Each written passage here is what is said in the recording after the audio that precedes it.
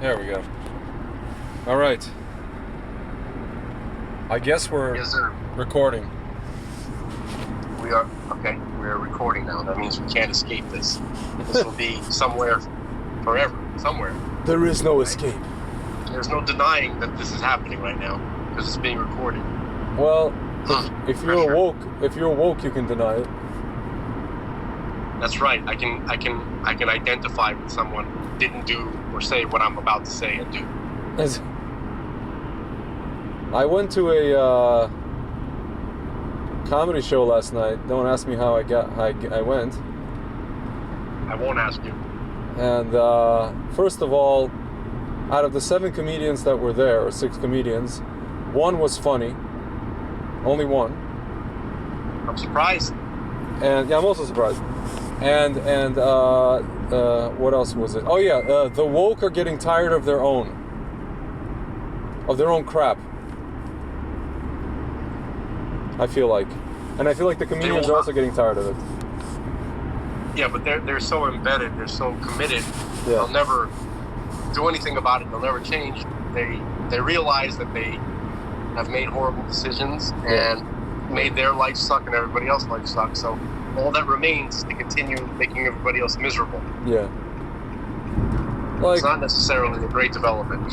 Like some of the men were like these kind of beta male. What do you call them?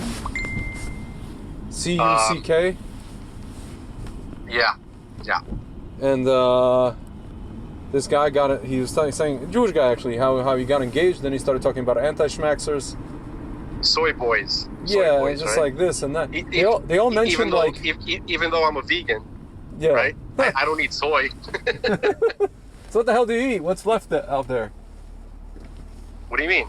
What's left for you? I mean, beans? What do you like? Blazing Saddles? Just sitting around farting all day? No, not at all. I don't do that ever. Uh-huh. I've never sat around a campfire. You're like girls. You never fart.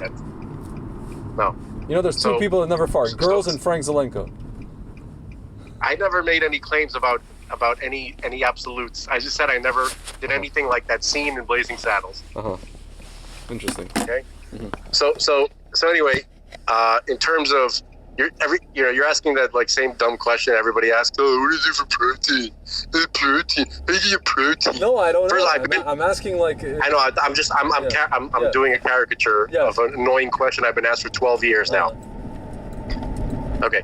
So first of all, you can get your proteins and actually more digestible by combinations. Rice and beans, for instance, right? Yeah. The beans have to be cooked right so that you don't have to deal with what you were talking about. Yeah. Okay, that is possible. Somebody who knows what they're doing doesn't have to deal with that at all. Okay, so that's one way to get your required proteins. Okay, another way is nuts. Combinations of fruits and vegetables provide more than enough protein. Okay. Also, I eat eggs from certain companies that let their chickens walk around on the grass. Yeah. Free range chickens out of there? No. It's not. Free range is already a term that has been horribly abused, and it, so basically now what they call it is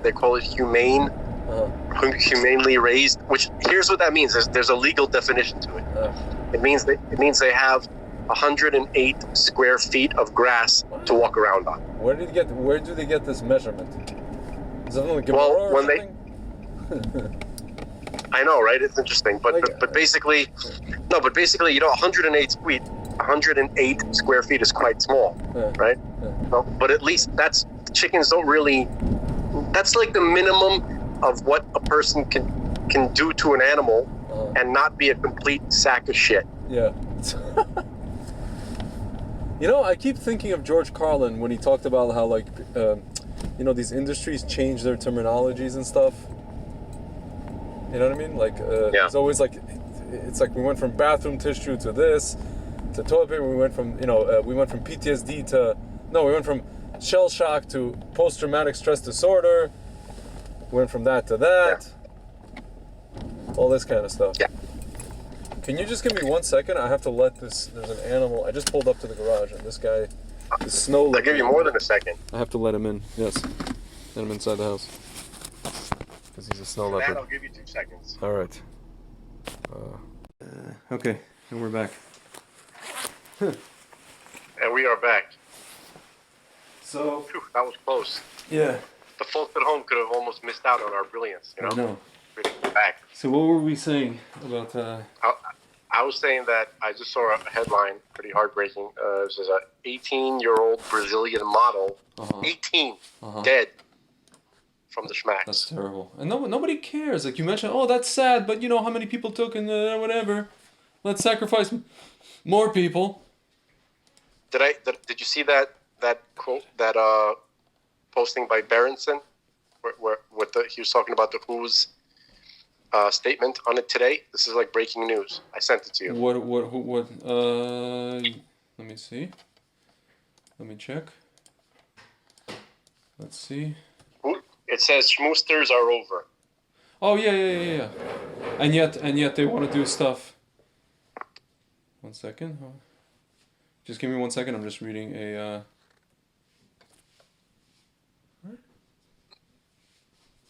Hold on a second.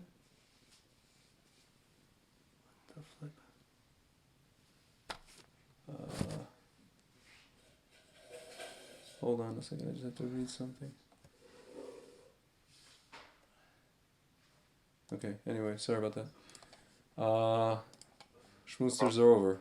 Who said this? Berenson. No, I mean like who's he quoting? Oh, the WHO. Not the band. The organization. Yes, so who's gonna act on this? I don't know. Who's on first? I don't know. Who's on first? Yeah. It's filled with used jargon as schmass covering, but one line stands out. Repeated busadosa. Yeah, the EU said this the same thing. They said that if it's going to be like dangerous to whatever. I mean, it's the it seems like they're. It's gonna. They said like it's gonna obliterate people. Hello. Under a rock. I hope that they don't. Hello? Yeah. Sorry, you got disconnected for a second. What did you say? I missed everything before under a rock. No, I said that they're slithering away. Oh yeah, they're trying to slither away. Of course. And I hope they don't. I hope they don't escape. So is Mousy. He's trying to escape as well. Yeah. I think they're gonna let him. Because they would have done something. You know what I mean? Like that's why I think this is all theater. No, there's a war going on in. What's his name made a short clip. O'Keefe. He said that we're talking to some senators, whatever, and he's like, I just want. He said the same thing your brother said. I just want to let you guys know that I'm not suicidal. Yeah, me neither. By the way. Yeah. Yeah. Luckily, we're not important enough. Oh gosh. So. Yeah. I sent you this thing. Let's switch to Torah for a moment. Mm-hmm. You sent me that thing, the thing that my friend was trying to show visually. Well, no, that was something else. That's like what did you just send me? You sent me some sort of like very intricate graphic, or letters. Okay, so this is a section of Sefer Shemot. Actually, it starts at chapter 11, verse 9. Mm-hmm. That's where it continues well into chapter 12. Okay. Mm-hmm. So are you looking at it? Yes. Okay. So let's look in the middle where you see that there's like these, it says Ad Arba Asar Yom LaChodesh Hazeh. Ad Arba yeah. Until the 14th day of this month. Mm-hmm. Right? This is actually the same date. This is pointing out the Rambam's birthday. Mm-hmm. Now, that's interesting. Mm-hmm. Now, let's go on top and look at find the triangles. Mm-hmm. Okay? Yes. So the pasuk the very beginning of this section of the Torah starts like this. Vayomer Hashem el Moshe lo yishma aleichem paro, lema'an rabot maftei ha'aretz ma'adim, right? Yeah. So that's the basically the first pasuk. So in that pasuk we have the Rambam encoded. If you see the letters that are within the triangles, right? Starting with rabot, the resh. The next word starts maftei, which starts with a mem. The next word starts with a bet. So this is Rosh, and then finally Madim starts with a mem. That is that's Rambam. So we have two references to Rambam in this small little tiny section of the Torah. Are you able to follow this? Yes. Yeah. Okay. Now, let's find the letters that are in the oval shapes, in the pill shape, the tic tac shapes. Knickknacks. The knickknacks. Okay, so you see the first one, right? It's on the second line from the top. Yeah. Okay, but you actually have to look at this, Greg. No, I'm looking at it. Is it a sin or a shin? Sin. That's a mem. Wait, first one. I'm sorry. All the way on the top. I'm sorry, I missed that one. Yeah. Moshe. Sorry. Okay. Sorry. No problem. So on the top to the right, that's the first. That's the first. It says Vayomer Hashem el Moshe. So the mem of Moshe, right? So if you count 1, 2, 3, 4, 5, 6, 7, 8, 9, 10, 11, 12, 13, 14, 15, 16, 17, 18, 19, 20, 21, 22, 23, 24, 25, 26, 27, 28, 29, 30, 31, 32, 33, 34, 35, 36, 37, 38, 39, 40, 41, 42, 43, 44, 45, 46, 47, 48. I think I may have missed one. It's either 48 or 49. Okay? And then you get to the shin. You see the shin? 48 or 49 letters after the first mem. You get to the shin. Okay. Do you see that? Yes. Okay. The same exact number of letters. You count. You move forward, and then you get to the nun. That's circle. Same exact number of letters. Then you get to the hey. So that's Mishnah. Yeah. Okay. Now look towards the bottom. You see the other letters? Yes. Encircled? Yes. Okay, so the first one encircled is Tav, and then 49 letters later it's the Cholam, right? Yeah. The Vav with the dot on its head. Yeah. And then 49 letters later you have the Resh, and then you have 49 letters later after that you have the Hey. That's Torah. That's crazy. Okay? So you have Mishnah and then Torah on the bottom. Now that to me would be really, really, really that would be impressive already. But here's the kicker. This is really from the first mem of Mishnah, right, on the top of the page to the last letter to the letter Hey in Torah on the bottom. There are 613 letters. Wow. That's the subject of the Mishnah Torah. That's crazy. So it's incredible. It's like using the first word Mishnah as one book cover, right? It's like a sandwich, and then the last word Torah as the second, the other side of the book, and then in between you have the contents of the book. 600. That's insane. It is insane. That's all I have to say. And this is anybody wants to take a look at this, it's on the book the book of Exodus, starting from chapter 11, verse 9. I just thought that would be so I wanted to share this little bit of Torah for my uncle's recovery. He's in the hospital. He had surgery today. So amazing. What's his Falek Ben Fira. Oh, like you said, Rapul, yeah. Wow. Yeah. Hamas just claimed that it captured an Israeli spy dolphin equipped with weapons and capable... They've done that before. They've captured Israeli spy eagles. Yes. And ants. spy ants. Mm-hmm. Reminds me of what was that? Oh yeah, it was Stephen Wright. Mm-hmm. He's like, I've been selected to be on jury duty. It's a really crazy crime. 600 ants dressed up as rice and knocked over a Chinese restaurant. I don't think they did it. I know a couple of them, and they wouldn't do that.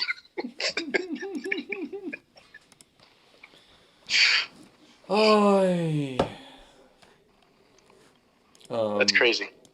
So, apparently, we know now that... Can I read you something from DARPA, Schmarpa? Absolutely. I'm going to read you two things from this DARPA document. This is a document that was sent by a certain... When, these guys were applying for Shmein of Shmunction. Can I stop you for a moment? Sure. That's just something I wanted to... This is a public service announcement. Mm-hmm. And I mean this actually seriously for a moment. Mm-hmm. So, Dr. Schmalone, mm-hmm. he spoke about something that is spreading right now in Shmina. Mm-hmm. Oh yeah, like some Shmibola type thing. Shmibola, like hemorrhagic, Shmeaver, Shmira. It's kind of scary, actually. Yeah. So basically, I think people should stock up mm-hmm. on schmink, zinc, mm-hmm. and ionophores. Yeah. Whatever ionophore you can access, get it and stock up. Ionophore means whether it's shmercetin, HCQ. Yeah. So shmivermectin, HCQ, and then shmercetin. Mm-hmm. Okay, that's quercetin, whatever. I have to just say it. Yeah. And EGCG. Just stock up on that with zinc. Okay. Mm-hmm. Just do it. Do it now. Okay. With that said, let me read. This is a letter that was written by a certain Major Joseph P. Murphy he was at DARPA. He's a Marine major, and he wrote this to, I believe, he was Marine Program Liaison, Office of Naval Research. He wrote this to, I guess it was a DARPA thing.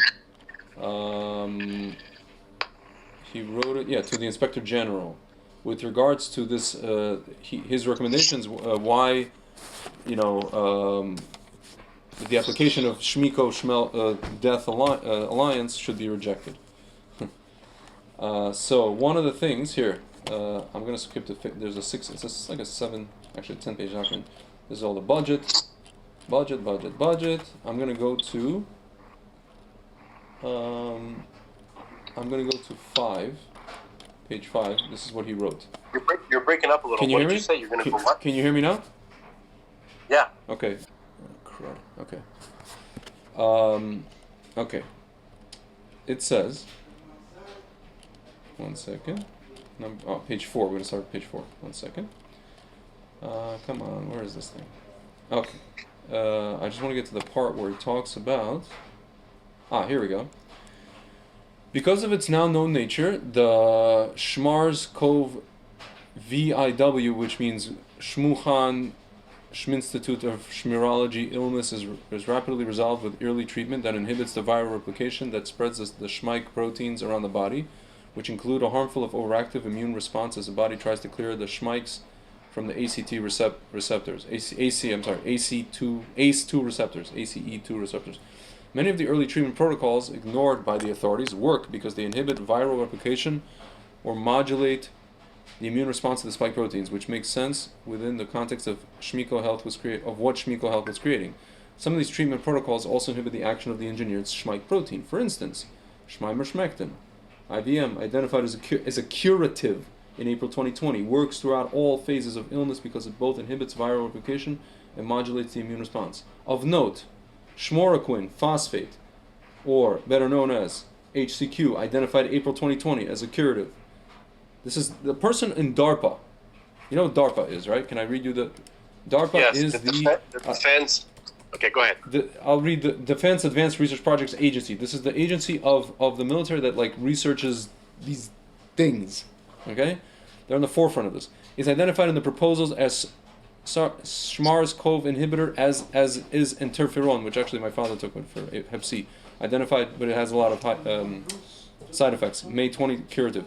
The gene-encoded or shmRNA schvaccines work poorly because they are synthetic replications of the already synthetic SARS-CoV. Wuhan Institute of Shmirology spike proteins possess no other epitopes. The shmRNA instructs the cells to produce synthetic copies of the SARS-CoV WIV synthetic spike protein directly into the bloodstream, wherein they spread and produce the same ACE2 immune storm, the cytokine storm, that the recombinant schvaccine does.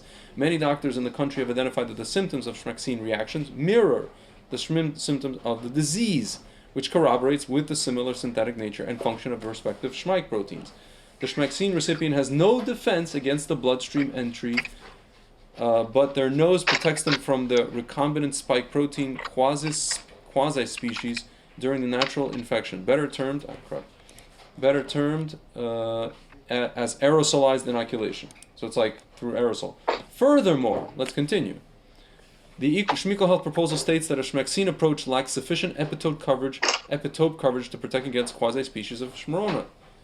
Consequently, they were trying to make schvaccines work by targeted immune boosting via schvaccine inoculators using chimeric polyvalent recombinant spike proteins. The nature of using a spike protein vaccine with one epitope against a spike protein vaccine with a quasi-species may explain the unusual and potentially detrimental antibody response amongst the vaccinated to the new Shmovid variants.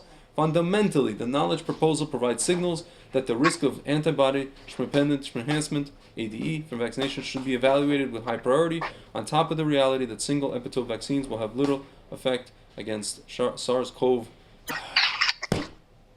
Oh, you're kidding me. Somebody tried to call. They keep writing WIV. This is the Wuhan Institute of Virology, as indicated in the proposal.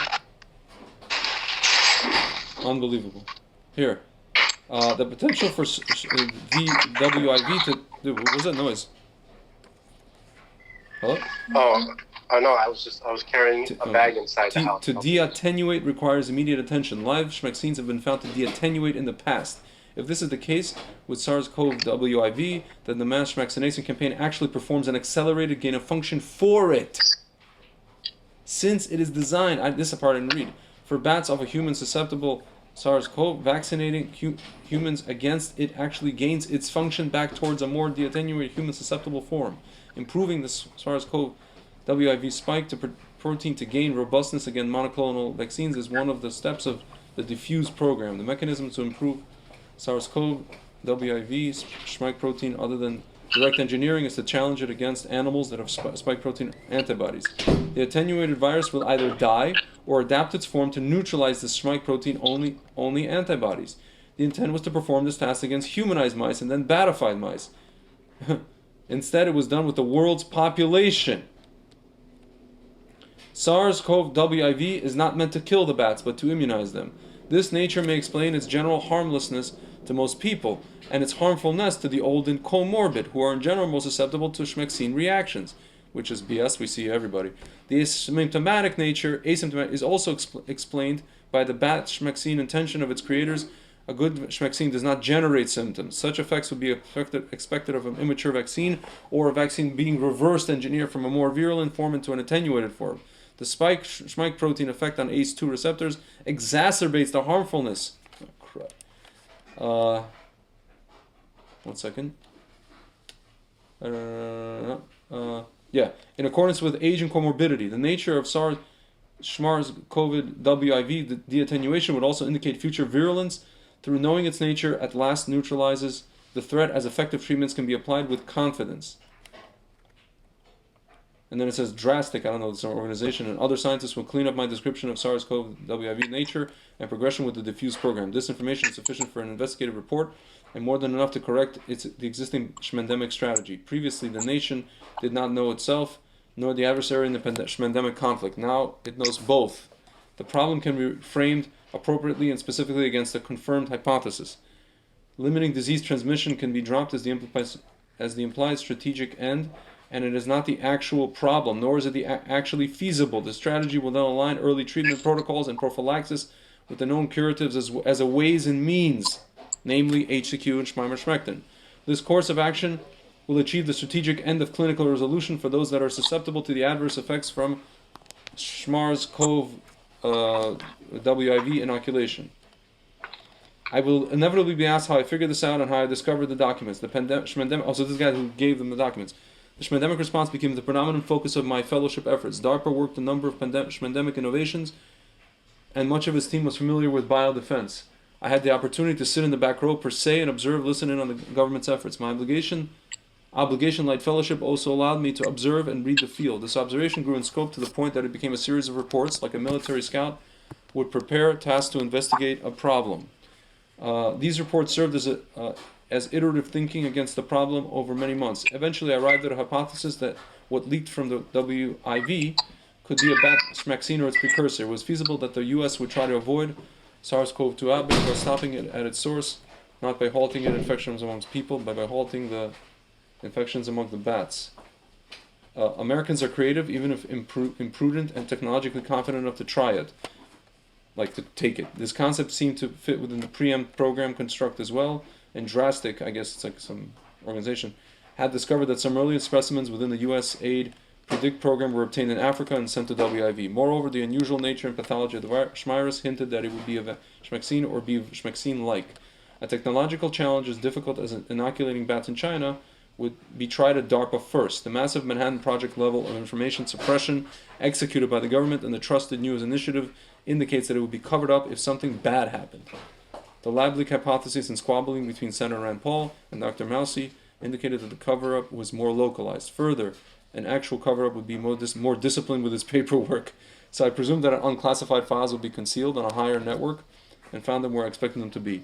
I understood what they were and their contents, pushed the files off-site, and compiled this report. Joseph Murphy, Major U.S. Marine Corps. This is unclassified as of August 13th, 2021. Wow. Incredible. Yeah, they requested a total, this was Shmiko Alliance, they requested a total of 14, they didn't get it, they weren't given it, $14 million. And they, yeah, there's a whole budget laid out over here, for this, for that, blah, blah, blah, salaries. Amazing. See, like I said, in the words of Al Pacino, what are you going to do about it, a-ho? Yeah. It's not what we know, it's what's done about what we know. You know? That's the question. I have another question. It's been declassified since August. Yeah.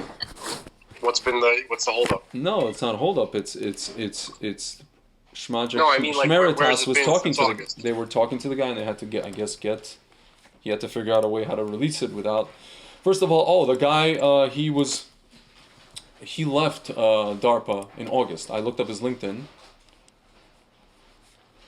This guy Murphy, he left DARPA, and he is now, where is he now? He is now in, one second, I'll tell you where he is. Come on. Joseph Murphy, LinkedIn. He didn't take down his LinkedIn yet.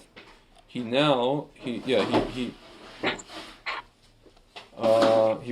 was there in August, and then he basically retired from the Marine Corps in September, and now he joined Office of Naval Research.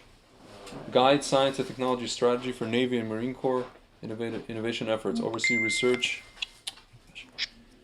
and shape technology development for operating forces, supervise technology transition to ensure new tech enhances Navy and Marine Corps warfighting capability, multi-discipline coverage of warfighter performance and aviation force projection and integrated defense. This is where he is now, in Arlington, Virginia. Marine Program Liaison. I don't know what that means. You ever think, what does Marine mean? You know, like the name Marine. They're part of Navy, and they are like the ground. You know, the guys that land. Yeah, they're the guys who get transported by the Navy to go and create some chaos. Yeah, they're like an army, but on the boats. But then they get off the boats. well, I was just kind of, oh, that's so cool. No, this might be a good thing to talk about or to read. Doesn't have to be this conversation, but I just came across this article. It's from Asia Torah. Okay. UFOs and Jews living on a different planet. The heck? Actually, this came out this year only. That's funny. Obviously, okay. Interesting, right? That Asia Torah would start talking about this. Yeah. You want to hear this, or yeah? Or just give me 1 second. Just give me 1 second. I'm going to relocate here. Take 2 seconds. I'm going to relocate myself to another place.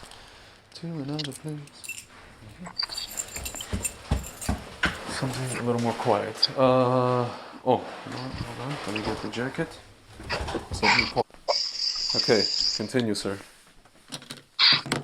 All right, so we're moving from Shmarpa to UFOs now. That's it. It's a natural progression, you know. I think there's definitely a connection. There's no question about that. Yeah. But that's another story. Yeah. Okay, so this is written by Rabbi Ephraim Goldberg. Actually says Ephraim. That's okay? funny. Not Ephraim. Yeah. That's funny. Okay. There's one letter that all you had to do is add one letter. Okay. Anyway, so UFOs and Jews living on a different planet. This is published on May 22nd, 2021. Yeah. All right. Now, it says Judaism's differing views on the possibility of life on other planets, how some Jews are living in an alternate universe. Yeah. Oh, yeah. Interesting. Yeah, we know that. No, but I'm curious as to what he means here. I don't think, if he's being snotty, then that's... I mean, I know what I mean. I know, we all know what you mean. Yes. And I also mean it like that, but maybe there's another way to mean it. Yes. Let's see what he says. Yeah. Every few years, someone claims to have seen a UFO. And the suspicion of life on other planets is raised, only to disappear as quickly as it came about. This time, however, seems different.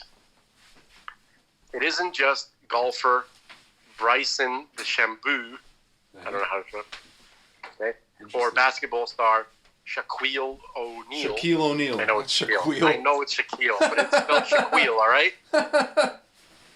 I'm saying it the way it's supposed to be. Hello, my name is Shaquille. Okay. How may I help you? Shaquille, exactly.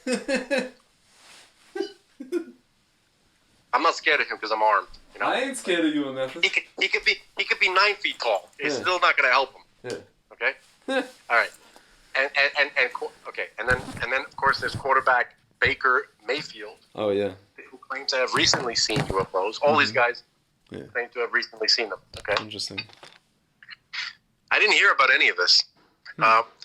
Sightings have soared during the pandemic. Indeed, instead of just the usual attributions to conspiracy theory, a unit of the Pentagon has been established to investigate these sightings. And UFOs are the subject of a congressional inquiry whose report is due in the next few weeks. It actually came out in early June. The UFO report, the long-awaited UFO report. Yeah.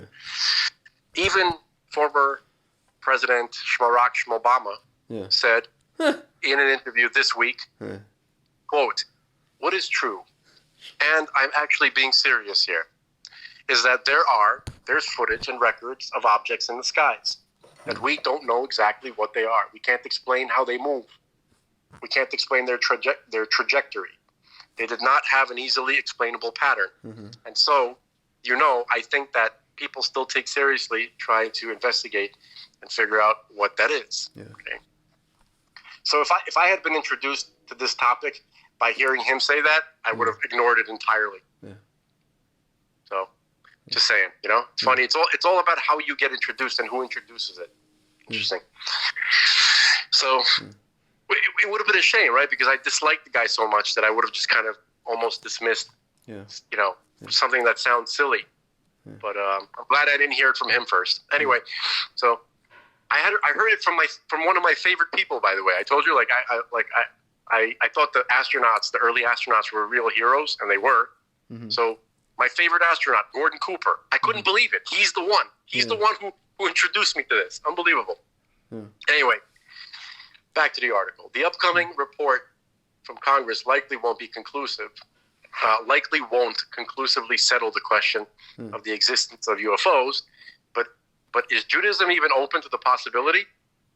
So in his Sefer HaIkarim, Rabbi Yosef Albo, he lived in from 1380 to 1444. Yeah. Mm-hmm. He rejects the concept of life on other planets. Yeah. Now, Rabbi Pinchas Horowitz, he lived in 1765 to 1861, in his Sefer HaBrit, says that Rabbi Yosef Albo is wrong. But while he believes there is it's like Stewie Griffin. On planets, they do not have free will in the sense of human beings. Yeah. Okay? And this is actually what introduced me to the concept of understanding the concept of free will, because that didn't make sense to me. I was like, if they're intelligent, well, why don't they have free will? Yeah.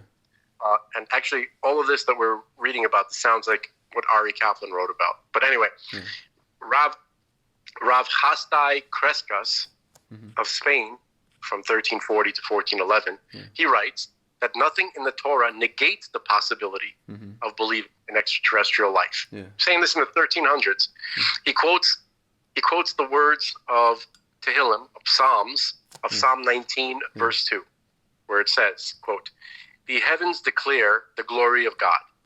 The sky proclaims his handiwork," unquote. As potential evidence that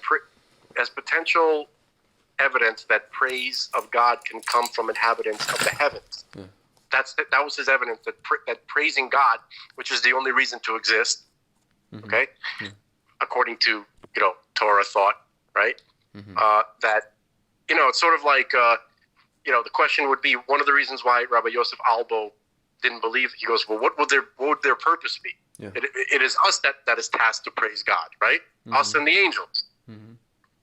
Okay, so that's why he said that. That's why Rav Hasdai Crescas of Spain said that, because the question is, do they praise God? And apparently, from this pasuk, it would seem to infer that it's possible. Okay. Okay. So, as potential evidence that the praise of God can come from inhabitants of the heavens, he has an entire chapter in his work, which is called Or Hashem, on the possibility of life on other planets. That's something I never heard. I got to check that out. He has an entire chapter in the 1300s, a chapter on this. Unbelievable. Okay. Rabbi Ari Kaplan argues that the basic premise of the existence of extraterrestrial life is strongly supported by the Zohar, which is Judaism's chief Kabbalistic work. He writes, quote, "The Midrash teaches us that there are 7 earths." Yeah. Although Reb Avraham Ibn Ezra, one of the classic commentators, he tries to argue that these refer to the 7 continents. The Zohar clearly states that by the way, the Ibn Ezra, it's unlikely that he was familiar with the Zohar, because it was actually published in the late 1200s. I think he was significantly earlier than that. He might have even been a little bit before Rashi. Ibn Ezra. Yeah. Was he was born 1089 and he died 1167. Right. So he may have not been initiated into the Kabbalistic traditions. Not everybody was. Rashi was from 1040 1105. So they're kind of like there's like overlap sort of. Rashi was younger, obviously. Yeah. Okay. But Ibn Ezra always tries to, his commentary is always the most the most like, what's before your eyes. He doesn't ever, he really tries not to go to any kind of like spiritual or some kind of like abstract thing. He just wants, even though that is a part of it, he doesn't seem to focus on that. He just focuses on the part that, that a person, anybody could see with their eyes, that kind of thing. Yeah. I might have them all wrong. That's what I heard. Yeah. Okay.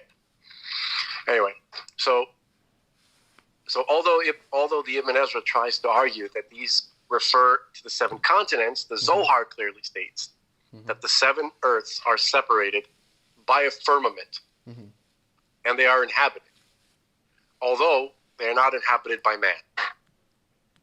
However, they are the domain of intelligent creatures. That was actually a quote. Okay. So now, this is awesome. Rav Soloveitchik, in a book called The Rav Thinking Aloud, on page 93, he was asked about alien life, and he said, "It is possible that Hashem created other life forms on other planets. It is no problem to Judaism. The reason man likes to think he's the only created being in the entire universe is because of his egotistical nature. Even the concept of Am Hanivchar, chosen nation, right, may only be relative to our world." This is unbelievable. Can't believe this. Our small section of the universe. The Torah is written from the viewpoint of our sun, moon, and stars. It would not detract from our being the Am Hanivchar of this region of space. If there were other Am Hanivchar in a distant galaxy. Dude, my jaw is... I thought I heard it all. Wow. My jaw is on the table right now. Well, I wish the people who were claiming to follow Rav Soloveitchik today would actually... You mean follow Rav Soloveitchik? Yes, would be on that level. Let's put it that way. Because he was besties with the Rebbe. He was, yeah. Him and Moshe Feinstein was good terms. They were friends. Yeah. And dude, the Baba Saleh. Do you remember I sent you? Yeah, I know that whole thing with Baba Saleh. Rebbe wanted him to come. I didn't know. To America. Are you sure that letter is 100% real? Yeah, it's a famous story how the Rebbe wanted him to come to America. No, but just the language that's used, that he uses about the Rebbe is like, I don't understand how that could even... That's unbelievable. Yeah. Anyway, we should link that letter. Yeah, we should. We will. Okay, so... This is episode 39, so, we're getting into... Oh, yeah, dude, we got to do 39. And it's Yud Shvat. Hello. I got a lot of 39s. And Yud Shvat. Whoa. That is not my Batman glass. Whoa. You know what that's from? That sounds familiar. It's Peter Griffin. He's like, whoa. That is not my Batman glass. I don't know. I feel like I've heard that many, many times. Anyhow, back to the... Probably Black Rob, like, whoa. Like, whoa, right? Okay, no. I'm not going there. We're going back. Okay. That rabbit hole. Okay. Rav Yaakov Kamenetsky, on the other hand. So I'm going to repeat that. I have to repeat that. I'm sorry. It's too good. Rav Soloveitchik. The Rav. Thinking Aloud. That's the name of the book. The Rav Thinking Aloud. Have you ever heard of this book? No. What is it called? The Rav what? The Rav Thinking Aloud. Oh, okay. Sorry. Not like aloud, where A-L-L-O-W. Yeah, thinking like out loud. He's thinking out loud. Out loud, correct. Sure. The Rav Thinking Aloud, page 93. He was asked about alien life and said, quote, "It is possible that Hashem created other life forms on other planets. It is no problem to Judaism. The reason man likes to think he is the only created being in the entire universe is because of his egotistical nature. Even the concept of Am HaNivchar, chosen nation, may only be relative to our world, our small section of the universe. The Torah is written from the viewpoint of our sun, moon, and stars. It would not detract from our being the Am HaNivchar of this region of space. If there were other Am HaNivchar in a distant galaxy." I know, I would be shocked if Bar Tzadok was aware of this quote. Because he would be using it. Because he talked about an encounter that he had with the Rav's brother, Rav Aaron Soloveitchik, in Chicago. Somebody was interviewing him. One of these, like, I think it could have been like the Forward or one of these leftist rags. Backward. Right? Backward. What is it? I call it the backward. Yeah, the backward. Right. So basically, I'm not sure who it was actually. Okay, but they they were interviewing Rav Aaron Soloveitchik. He was the Rosh Yeshiva of the yeshiva in Chicago. Okay, and they asked him about what does he think about alien life. He goes, oh no, he goes, there are I think they asked him about UFOs. He goes, yeah, they do. There are UFOs. They fly outside of the atmosphere, and they are piloted by these angels called the Ishim, and they look like us. Like what? They look just like us. He said that. And Bart Zadok talks about that one. It's crazy. But there's no way he could have known about this one because he would just mention it every. I gotta send this. I gotta look this up. What is it? Is Aaron Soloveitchik? Yeah. Aaron Soloveitchik. Acharon. And by the way, he has a source that he quotes, Rav Aaron. There's a Rishon from the 9th century. They're called Ishim, Ishim. Yeah, actually, the Rambam talks about these angels too. Oh, here you go, dude. This is in like OU Torah. What the heck? But this is like not alien. Just it's talking about levels of angels here. Come on. No, dude, Ishim is well known. Like the Rambam talks about it. One second. And so does the Zohar. It's written all over the place. Yeah, Which is very interesting because you know how like a man is Ish, right? In Hebrew. In the Torah. Yeah. Ish. Yeah. But why not Ishim? Why not Ishim? Why are we called Anashim in the plural? I was gonna say maybe these guys gave us our here. These 10 names reflect the 10 different angels, the Seraphim, Elohim, whatever. Okay, there's no level above Hayos except for Hashem himself, which is why the prophets describe them as being under the throne of God's glory. The lowest level is called Ishim, human-like. They are the angels who communicate with prophets and who are seen by them in visions. They are called Ishim because they are the category of angel that is the closest to the human intellect. Interesting. Here, Yesodei HaTorah. All these types of angel are alive. They recognize God very intensely, each in a manner commensurate with its level. Even the highest level, however, is incapable of grasping God's true nature, as its intellect, like ours, is limited. Each category of angel does understand God's nature more fully than those in the lower levels. Even the lowest level, the Ishim, knows God in a fashion superior to anything of which man is capable, but none of these levels can know God the way he knows himself. So maybe these Ishim, like we were talking about before, about how the hell did they build pyramids and all this kind of. Maybe these Ishim came down and just like helped man, even though they look exactly like man. They gave them the technology to build all this stuff, and the kotel and all that stuff, our bias. Crazy. Yeah. So it says like these are the angels that interacted with our prophets. You know what I mean? So there's many. There's a big hierarchy. You know what I mean? So basically, So he said that Rav Aaron. He said that he has a source. There was a Rabbi Yehuda who was like a late one of the Gaonim, or a very, very early Rishon from the 900s, and I haven't had success. Dude, get a load of this. Yeah. Hold on. Let's see if this even exists. Oh, the video was taken down. No, okay. This is called. One second. It's a PDF I have to open. Authoritative View on UFO Aliens and Extraterrestrial Life by Harav Ariel Bar Tzadok. Let's see. Yeah. No, I have a book. There you go. Maimonides proceeds. Yeah, but here, one second. Angels, Aliens, and Demons. Yeah. So this is a 35-page kind of pamphlet. Yeah, here you go. The Yeshim, the human-like angels appear. Okay. Here. Enumerates, but if angels, including Yeshim, have no set form or corporeal being, but how can they appear as human? This is him asking. Again, Maimonides has answered this. The angels' appearances are a metaphor. The angels take on the necessary human forms to accomplish a task at hand. Once they ascend, again from the earth, they remove their physical appearance in the same way we would take off our clothing before retiring to sleep. Interesting. So that may explain this whole knickknacks thing. Who are these mysterious Yeshim angels who come in and go wherever they disguise? In whatever they disguise, they shall choose. Are they corporeal extraterrestrial aliens from another planet? According to the sages, They are no such thing. Rather, they are far above the corporeal world altogether.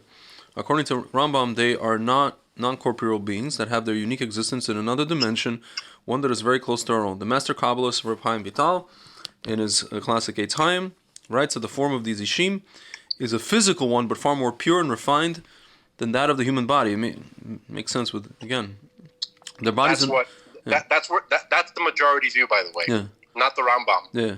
Their bodies do not consist of 4 elements of water, fire, air, and earth, but only of the element of fire.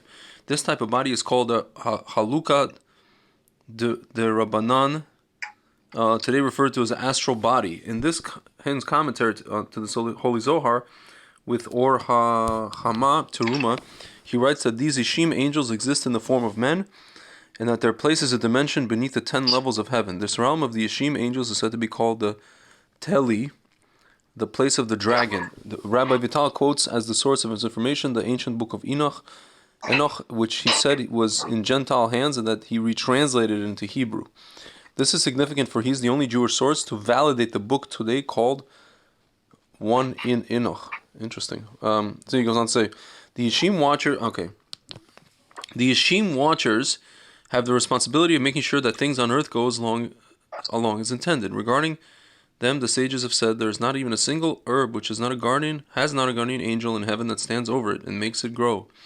With all the power and ability given these Ishim Watchers, no reference is ever made that they are from another planet or use any means of machine-oriented technology. There is more to be told about these dwellers in the Teli. Oh, here it is. By the way, the Teli are mentioned in Sefer Yetzirah. So get this. The first and only source of knowledge, there you go, of the Teli is in ancient Sefer Yetzirah. Originally taught by the biblical patriarch Abraham and committed to writing thousands of years later by Rabbi Akiva after the destruction of the Second Temple. The Sefer Yetzirah is the oldest and most authoritative Kabbalistic text. In chapter 6 of the sacred text, it is written that the Teli rules space like a king upon his throne. Many rabbis and Kabbalists understand the Teli to be a code name for Milky Way galaxy. If the Yeshim Watchers are the dwellers and masters of the Teli, does this mean that they are the guardians of the Milky Way galaxy? And it sounds like something out of Marvel. It's crazy. By definition, corporeal inhabitants of another... It's my hypothesis that Marvel ripped off this. What's his name? Stan Lee, the Jew. No, not necessarily. The Ishim are like higher angels, may be non-corporeal entities existing above our time-space continuum. Then again, maybe not. That's Bart Sadok for you. Yeah, that's Bart Sadok. Exactly. Screw you, Bart Sadok. Is it possible that these Ishim... No, seriously, not screw you. That these Ishim Watchers are revealing themselves to mankind? It is they... See, I took that... You see what I did there? Who pilot the UFOs. Yes. This is definitely not the case. As all are the literature about the Yeshim Watchers suggests, these servants are very busy performing God-given tasks. Yeshim angels have no time for dealing with people, as UFO encounter scenarios suggest. If the Yeshim were to contact people in such a frivolous manner, their act would be a violation of the angelic laws which direct angelic human contact. Oh, so it's like you can only see their craft, whatever you want to call it, but they're never going to see. That's why we never see the beings. Any angel violating the law would immediately... What is that noise? Oh, sorry, my wife is shopping. Any angel violating the law would be immediately... Hold on. I'm gonna close my mic for a second.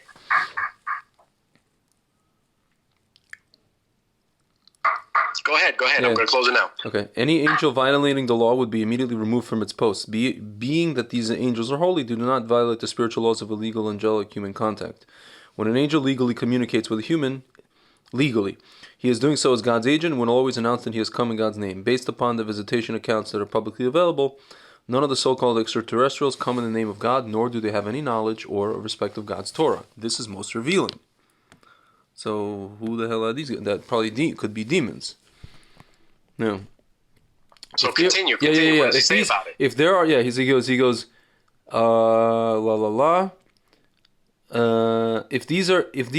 If there are entities out there pretending to be angels, who are they? This is the question that we must now answer. Oh, this is a very long... Okay. As I mentioned earlier, Abba Benjamin said in the Talmud that if the eye could see, we would go insane due to the amount of spirits among us. I must now be more precise and confess that Abba Benjamin was not talking about benign spirits. He was talking about malevolent, the mazikin, the ones who cause harm to mankind. They are the ones we call demons. Like angiology, Judaism is a very detailed knowledge of demonology. Many texts have been written detailing who the demons are, what their hierarchy is, and most importantly, how to recognize them. Jewish tradition has always differentiated between two types of malevolent spirits. There are the demons who were created by God to be what they are, and then there's a second, more diabolical category. In Genesis, we read of the Bnei Elohim, the sons of God, a race of angel, which descended to the earth and corrupted themselves. These entities became the group that has become known as the fallen angels. Before I proceed to discuss the fallen angels, I must first discuss the original demons. Do you want to hear this, or should we get it's a whole thing? Yes. Okay, fine. In the Talmud, Avot 5:6, it is stated that the demons are one of the things that God created on the eve of the primordial first Shabbat. Legend says that because the Shabbat had come and God ceased from his works, these demons were left only partially created. Our sages say that these demons were left without bodies. This teaching introduces us to a problem. For the sages to say that these demons have no body, we would understand this to mean that they are non-corporeal entities of a similar nature to the angels. But this is far from the truth. For the sages have also taught something else most interesting about the nature of these demons. In Avot, the Rabbi Natan, it's 37:3. It states that there are 6 known things about demons, 3 of which make them similar to angels, and 3 of which make them similar to humans. It is said that these demons can fly about, have access to knowledge of the future, and travel around the world. It is said that they can take on appearance they so choose. They can see all, but are not seen.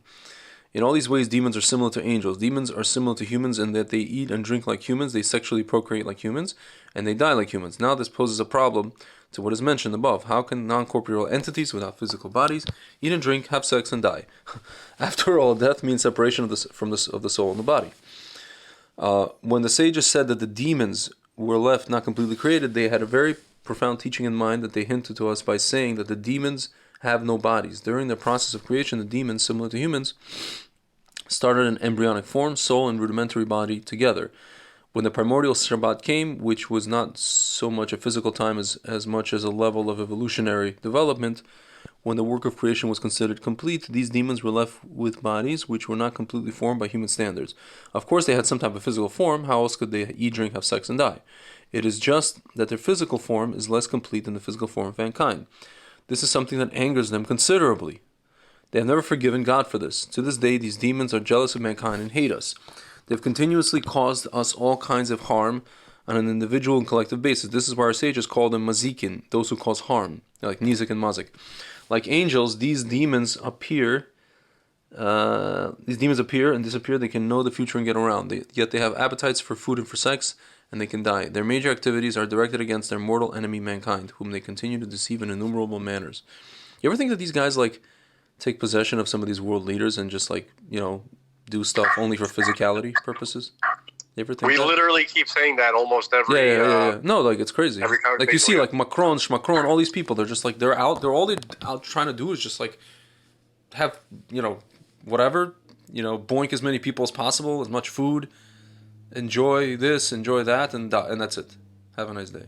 That's their goal. They nothing else. And then they'll do any means to do it to accomplish those those goals. Abrihuda Fataya. Oh man, this guy. You know this guy? Wait, no. This is a different guy. This is real exorcist. No, this is a different Fataya. This is Oh wait, no, it could be him. I think it is. No, it's him. Yeah, this is him. Yeah. This is Minchat Yehuda guy. One of the greatest Kabbalists of this century, died in 1942. Has written on one of the most revelatory works of these demons act today and deceive people in the most malicious ways. In his work, Minchat Yehuda, very scary book. Don't read it, but do read it, but don't read it. Yeah, but no, but. Rabbi Fataya enumerates a number of personal experiences. Do not read it. Do not read it, but if you're going to read it, but don't read it. Don't read it before you go to sleep. A personal experience and alone, which he witnessed how demons appeared to people in dreams and while awake in all kinds of forms with the intent of deceiving them for some unknown devious purpose. Rabbi Fataya was an expert in exposing these demons and casting them out. He has recorded the procedures for doing these things in his work. One other point, the sages have taught in the Talmud and Midrash that the place where these mazikin demons reside is in the subterranean depths under the earth. More on the subject will be discussed later. Unfortunately, these mazikin demons are not the only invisible enemies of mankind that inhabit the earth along with us. There are 2 other more devastating forces. The first of these forces I have already mentioned above. These are the fallen angels. This is very long, by the way. This is 94 pages. I don't know. I know. It's just it's by the way, it's the fallen angels that actually taught the dark arts, the real dark arts, in the mountains of darkness to Lavan and to Bilam and to anybody who knows how to get there. I want to go to more about the Yishim. 1 second. Yeah, they have no time for dealing with us. La la la. The holy dragon. The serpent in the Garden of Eden from its origins was evil. The serpent was possessed by the spirit of Sami, that angel who is presently known as Shmatan. He was and is very wise. He disguised himself in the form of holiness so as to deceive Adam and Havad. Originally, in the image of the reptile was something holy. The dragon is the holy animal. To this day, interesting, they have dragons in Avatar. To this day, the Teli, the holy dragon, is the abode of the holy Yishim angels. Satan stole the holy image of the dragon and disguised himself as a serpent. Not fearing the holy image and not knowing evil, Adam and Hava were deceived. To this day, in most cultures worldwide, with the exception of the Chinese and the Kabbalists, the dragon is still viewed as a symbol of evil. Even the Talmud states that the image of the dragon is idolatrous. Its original form and holiness has been forgotten due to the deception done by using its fish. It's interesting if you watch. That's an amazing point, right? Like how could why would they trust him? Because in reality, what our sources say is that the Nahash, before he was possessed, was the best possible assistant to Adam, and they had countless. They had like infinite missions together. They spent like, from our perspective, what would seem like infinite time together. And then why did Hava talk to him? Right? Because at that time, the image, the likeness of the dragon, the serpent, was among the holiest, possibly the holiest form that existed. You know what's interesting? Okay? The Leviathan, that's also related to that. If you watch like Game of Thrones, they have the dragon as like a good, like what's her name, that Khaleesi princess, whatever. I never watched Game of Whatever, Thrones. it's just like a whole thing with the dragons and the dragon eggs. It's kind of crazy. It's interesting how, the guy who wrote it, I wonder. But here it goes on to say, the Talmud Hagiga speaks of the 974 generations before Adam. Many, as referenced above, interpret this into be quite physical and not simply non-corporeal.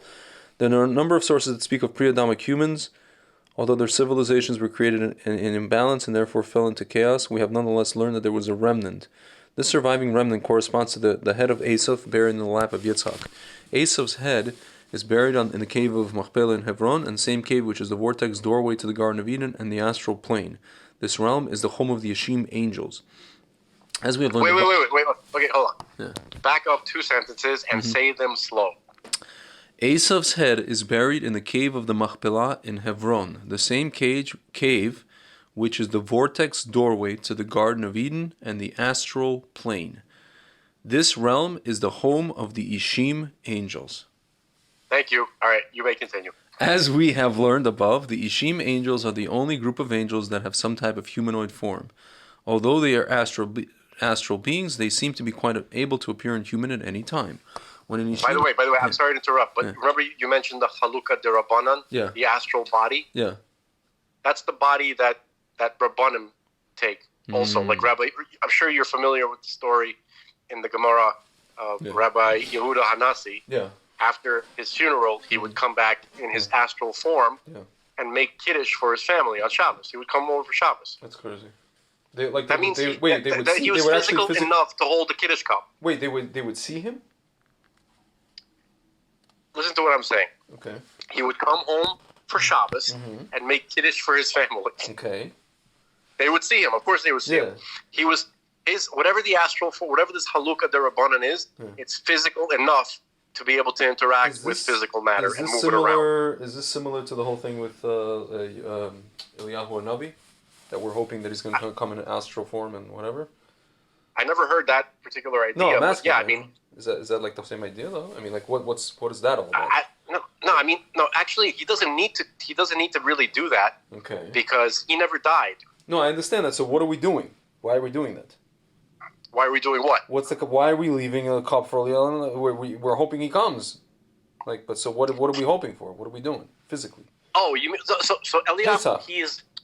He can do a lot of different things. Okay, he can go back and forth from his physical body to his astral body to whatever, to anything in between. Okay, he, again, on a side note, we mentioned that he's the Malach Sandalphon, and early on in these conversations, and he's always around doing something, and he doesn't necessarily experience time like we do.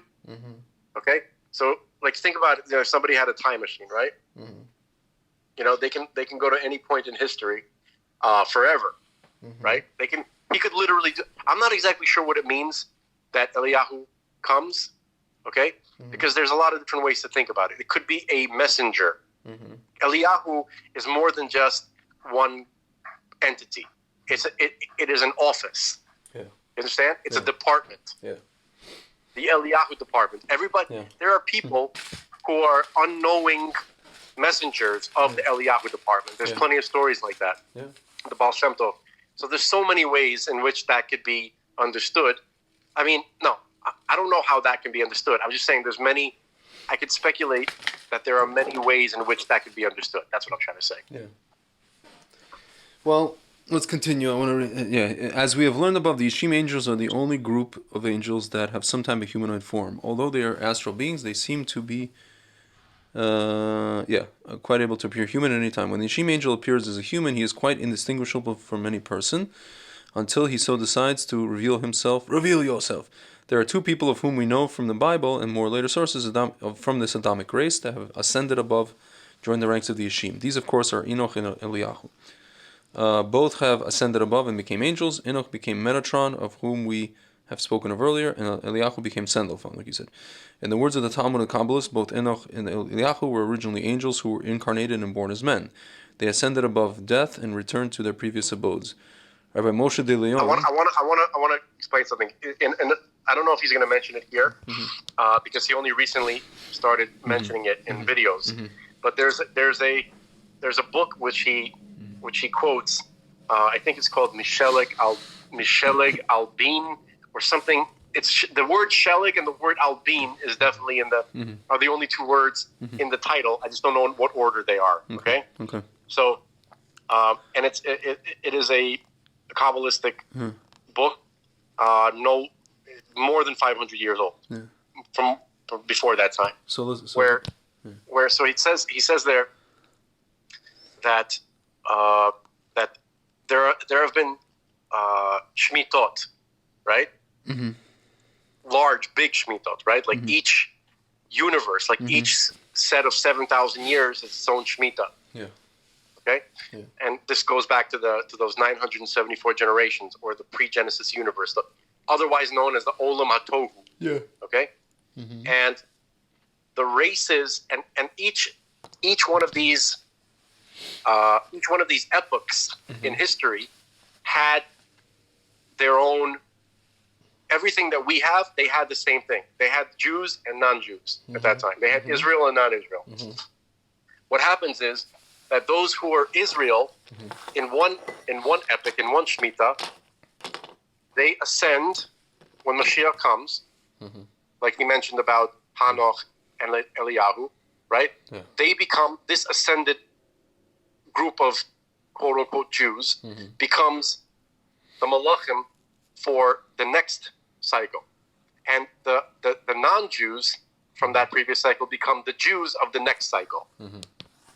That is the system that is described in that book. Which means, and by the way, that means every version, like every one of these like cycles, there is a Moshe, there is an Abraham, there's everything that we have has happened not exactly the same way, but all the characters were there before. Yeah, interesting. That includes us. Yeah, makes sense. Okay. I just wanted to put that. Oh yeah, continue, please. It says Sefer Likutei Sicha Upeya states that Enoch Metatron is the head of the Yeshim. We thus see that there is a direct relationship between translated human beings and the Yeshim angels, who are the princes of the Teli, the rulers of the stars. Enoch was rewarded for his righteousness as well as Eliyahu. Both did not taste death, but rather ascended on high and joined the ranks and leadership of the Yeshim angels. It is possible that these Yeshim angels, the ones who are so similar to human beings, were in fact human beings, so like Enoch and Eliyahu were rewarded for the righteousness and have ascended above to rule the stars. This should not surprise us, for as Rabbi Ari Kaplan quoted above, the reward of the righteous of our world is to, after the resurrection, travel to the stars and rule there. The resurrection seems to be a prerequisite for our intergalactic travels and ascension into the interdimensional authority. Enoch and Eliyahu's translation into bodies similar to Ishim angels are the bodies that are given to the resurrected. Thus, the bodies of the resurrected and the bodies of the Ishim angels are identical. Thus, they are of one and the same race. Hold on. Let's go further about Ishim. By the way, I think most opinions say that this is the last cycle. Yeah, I know. This is the seventh. There are some authorities that think this is only the second one. So this is this. Okay, the resurrection is not something that is in the far-off distant future. Rabbi Abraham Azulai writes in his Hesed Lavarham 27a that with the advent of Moshiach, the righteous of the land of Israel are to be translated similar to Enoch, Eliyahu, and the angels. This translation was originally published in my work Yikra Bishmi. Notice that Rabbi Azulai used the metaphor of the resurrected beings soaring like eagles. This is the same metaphor used by Rabbi Aryeh Kaplan in the name of the Zohar that speaks of the resurrected beings traveling to the stars to govern alongside the present governors. Can I just say something earlier in typically Bart Tzadok fashion? Mm-hmm. He was saying that the aliens that people claim to be interacting with, right? They don't act like angels at all. Yeah. And angels aren't supposed to interact with people. Yeah. That's why all these Christians say these are damn demons. No, but hold on a second. Yeah. What he's describing are people who are having abduction experiences. Who have poles in their bums. He's not talking about the Tic Tacs. Yeah, he's talking about people who got poles in their bums. Stuff like that, probes right? Or they've had like a lot of these abduction stories, right? Yeah. They talk about breeding stuff, hybrid, all that kind of stuff. So that really fits into. And by the way, those gray, like the gray aliens, the little guys with the big heads from the hide. Yeah. That is an uncanny description of one of the races of Shadim. Mm-hmm. It doesn't mean that everybody's bad, by the way. Yeah. I'm just saying that there's one of the races of Shadim that are called the Neshia. Yeah, interesting. That's the level of, that's the name of their world, and that's what they look like in that world. Interesting. Yeah. Anyway, so let me just continue. Princes of the Teli, the Yishim angels. Here you go. What can be learned from this? There are a number of points that seem to fit together. That the reward of the righteousness is a resurrection, or translation. One so blessed receives a body of light similar to the Yishim angels, and like them travels to the stars to govern. So what then did happen to the righteous remnant of the fallen kings of Edom, the survivors of the pre-Adamic races? Did they, like Enoch and Elijah, like the righteous to come on the day of Mashiach, ascend to heaven, become the Yishim angels, and the rulers over the galaxy? While no Kabbalistic texts say this outright, it is my opinion clear that this is exactly what happened. It is my opinion that the Yishim angels are the translated survivors of the pre-Adamic human races. It is they who inhabit... And by the way, these Adamic... Can I just finish reading this? It's one sentence. These kings of Edom that he's talking about, these fallen kings of Edom, they are described in chapter 36 of Genesis. Please continue. Wonderful. It is they who inhabit the interdimensional galactic realm. It is they who, as the angels of God, are destined to come back to earth and be the conquering armies of the Mashiach, as it is written, and Yud-Kei Vav-Kei, my God shall come with all his holy ones. Zechariah. These are These are extraterrestrial humans in outer space, but they have evolved far beyond what we understand them to be human. They are fully rectified beings, pure and holy. They live in non-corporeal realm of the Teli. They are what we will be. They were what we presently are. All of the God's universe thus proceeds in cycles, and even as the doctrine of the Shemitah teaches. These pre-Adamic translated humans, who are now the Yishim angels, are very much involved with human affairs. They are very much our guardian angels. They are very much our watchers. God has placed them to be responsible over us. In Kabbalistic meditations, there are specified formulas which are used, which enable us to communicate with the princes of the Teli. These formulas have never been published, but Rabbi Aryeh Kaplan, in his commentary to Sefer Yetzirah, states that the formula is in manuscript, in the most secret of Kabbalistic manuscripts, Shoshan Yesod Olam, a guide to Kabbalistic magic. Corporeal, extraterrestrial entities, and non-corporeal astral entities, angels and demons, many a time are one and the same thing. At some point, intergalactic reality crosses the interdimensional line, merging two realities together as one. The apparent separation, therefore, between the corporeal and non-corporeal, the physical and the astral, very much needs to be redefined. With the present growth in modern quantum physics and chaos theory, this is beginning to occur. Kabbalists, however, have been aware of these things all along. Although I relate this information as my personal opinion, I do so because I have not written a full authority to which I do not have the written authority to which I can point that will unquestionably validate these views. Nonetheless, I assure you that I'm not the author of what I have written here as my opinion. These concepts and teachings were given to me by a source, which, due to Kabbalistic secrecy, I am not allowed to divulge. If you insist upon written sources, then you may dismiss what I've written here. If you know better, then already know. I cannot say anymore. Give me 1 second, man. Just give me 1 second. Sorry. Okay. Okay. Anyway. Okay, so you got to finish your article so I can finish mine. No, it's a very long. No. It's pretty much. Hold on. I'm pretty sure the folks at home I cannot want you to finish this article. Are what? I'm pretty sure the folks at home want you to finish this article. No, I mean it's like it's pretty much done about this whole thing. This is now they're talking about the Yetziratic plane. Oh, here. Okay. Oh, 1 second. Enoch and Metatron ascended on high, not as an angel, but rather as an neshama. Hold on a second. Hi, sorry. God. People just barge in. Rather as an neshama soul in English, but we do not have a proper vocabulary to describe the differences between bariatic entities, fulfilled souls, neshamot, and yetziratic entities, angels. We unfortunately lump them all together. It is important for us to realize that in spite of our spiritual handicaps that come along with being physical, there are many different astral and spiritual realms above us. Many in our present state we cannot tell the difference between them. Maybe in our present state we cannot tell the difference between one from the other. Nonetheless, this does not mean that they are not there. Enoch Metatron ascended on high and fulfilled his human destiny. He became the ruler over the Yeshim angels. If these Yeshim angels are truly evolved humans, similar to Enoch, Eliyahu, and others, then they are not really angels, in spite of the fact that we refer to them as such. They are really neshamot, souls, fully rectified, pure and holy. The reward of the righteous when Mashiach comes is to become fulfilled humans. These will be like the angels, but they will not be angels. They will be neshamot, a step above the angels. Here. This guy. Can I say something? This guy I was just always. Want to say something. Yeah. So basically, what he keeps saying, like corporeal, non-corporeal, I've heard him and actually another really respected Kabbalist say that the spiritual world, this kind of nebulous term that we use, might refer. Hold. Can you give me 1 second? Hold on. There's just hold on 1 second. I'm so sorry. I'm living in a Russian house. I'm so sorry, man. Just give me 1 second. I got you, man. I got you. It's awful. Hold on. Move out, brother. Got to move out, right? Oh my God, I can't do this anymore. I can't. This is just unbearable. All right, it's unbearable. Yeah. Tell me when you're ready. Yeah, I'm ready. Yeah, go.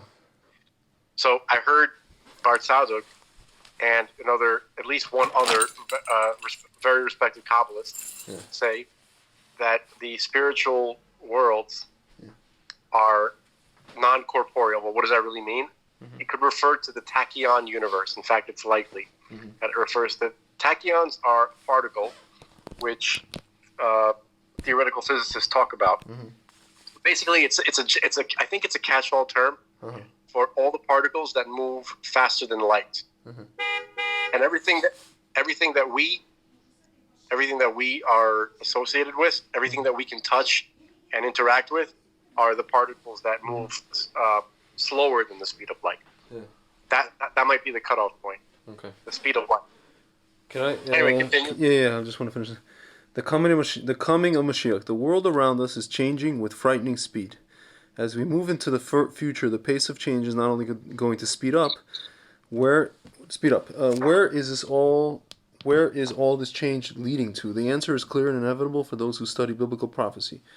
We are coming to the dawn of a new age for all mankind. This will be an era when the words of the prophet Isaiah will be fulfilled, and he shall judge between the nations and admonish many peoples.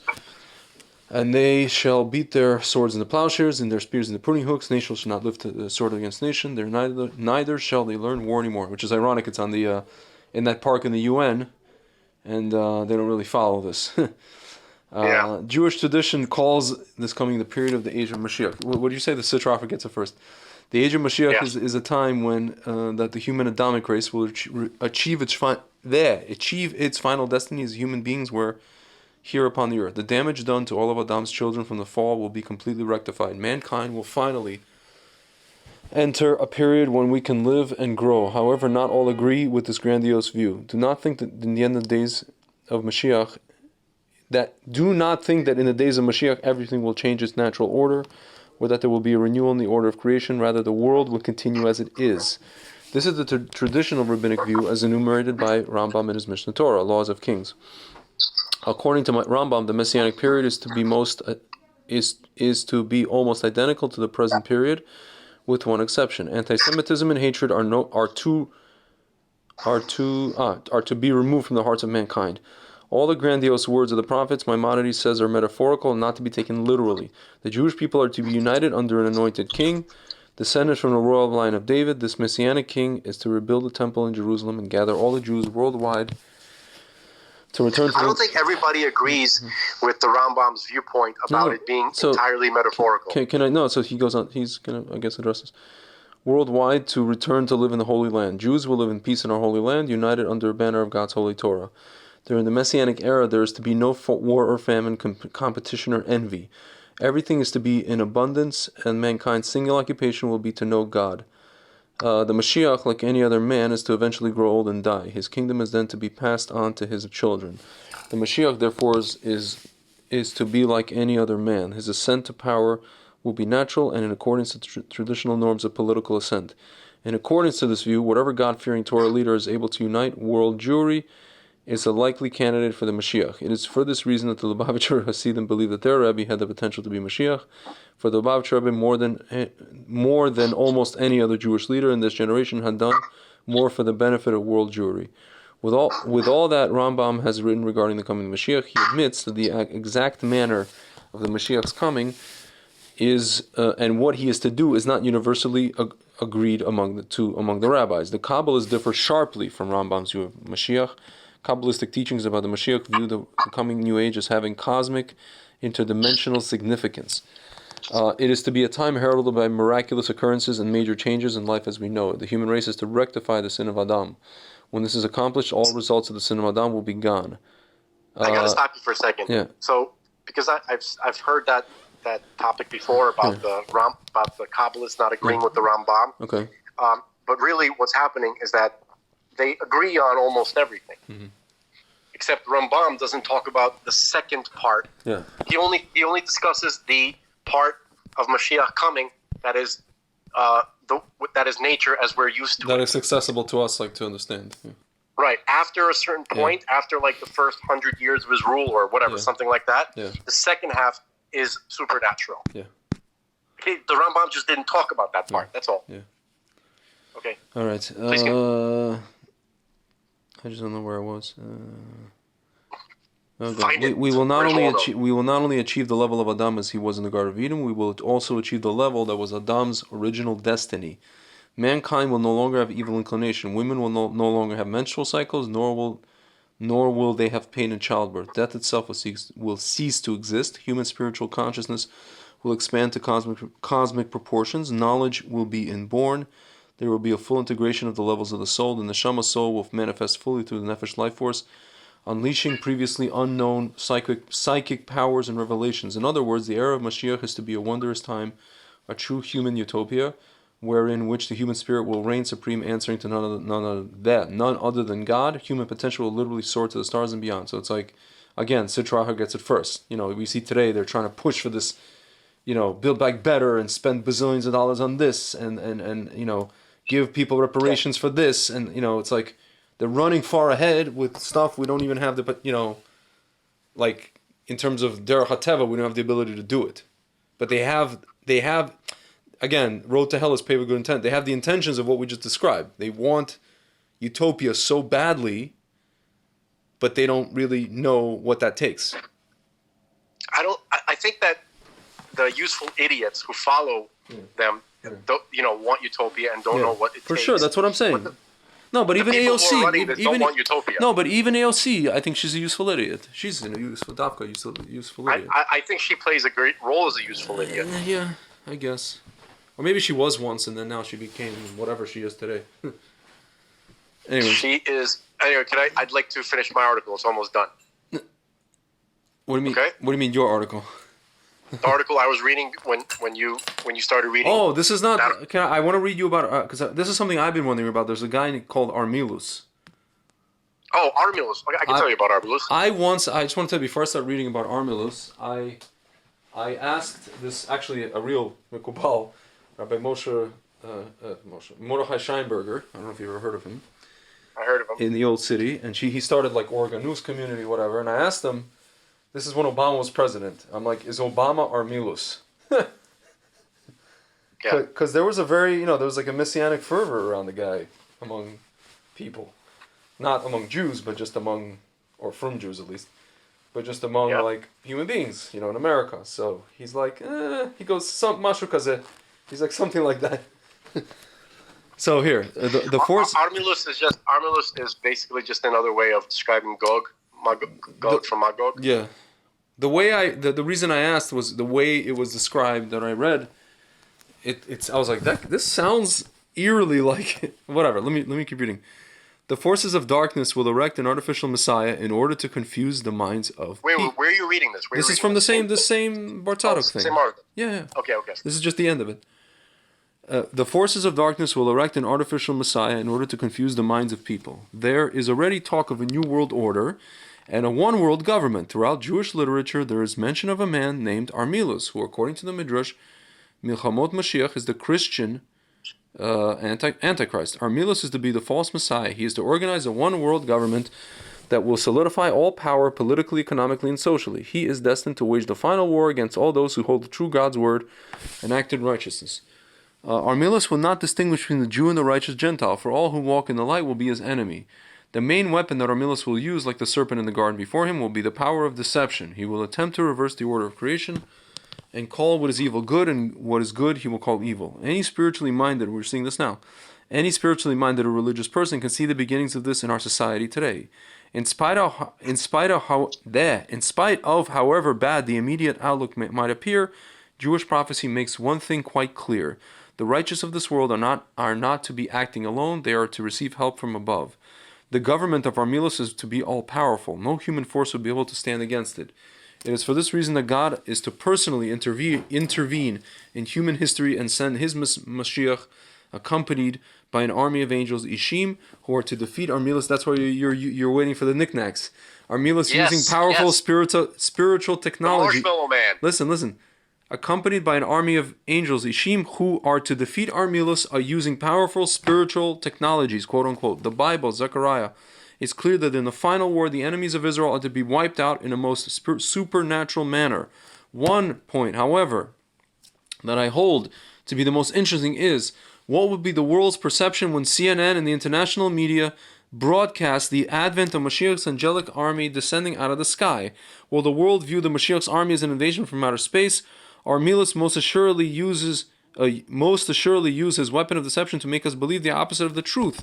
Will he convince the world that the savior of mankind is some kind of evil extraterrestrial out to enslave us all? The Bible speaks of this entire earth uniting to wage war against Mashiach.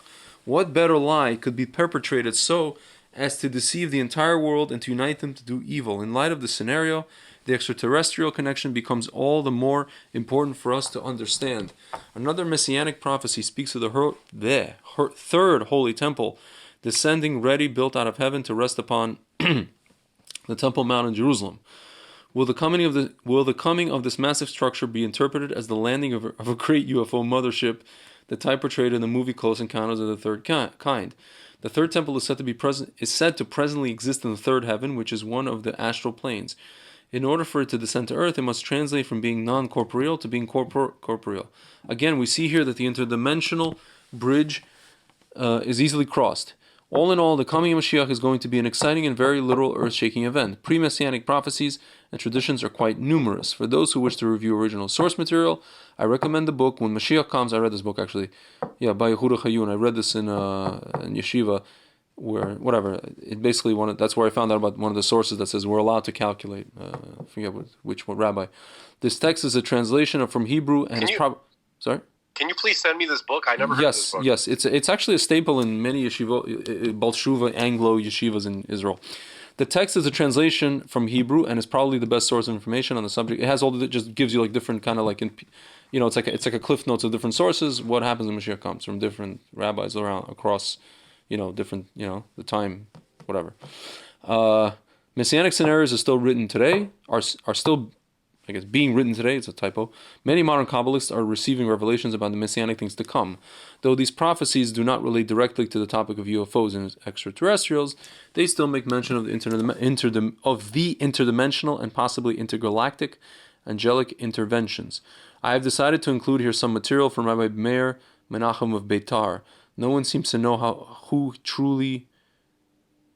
he truly is or from where he received this information.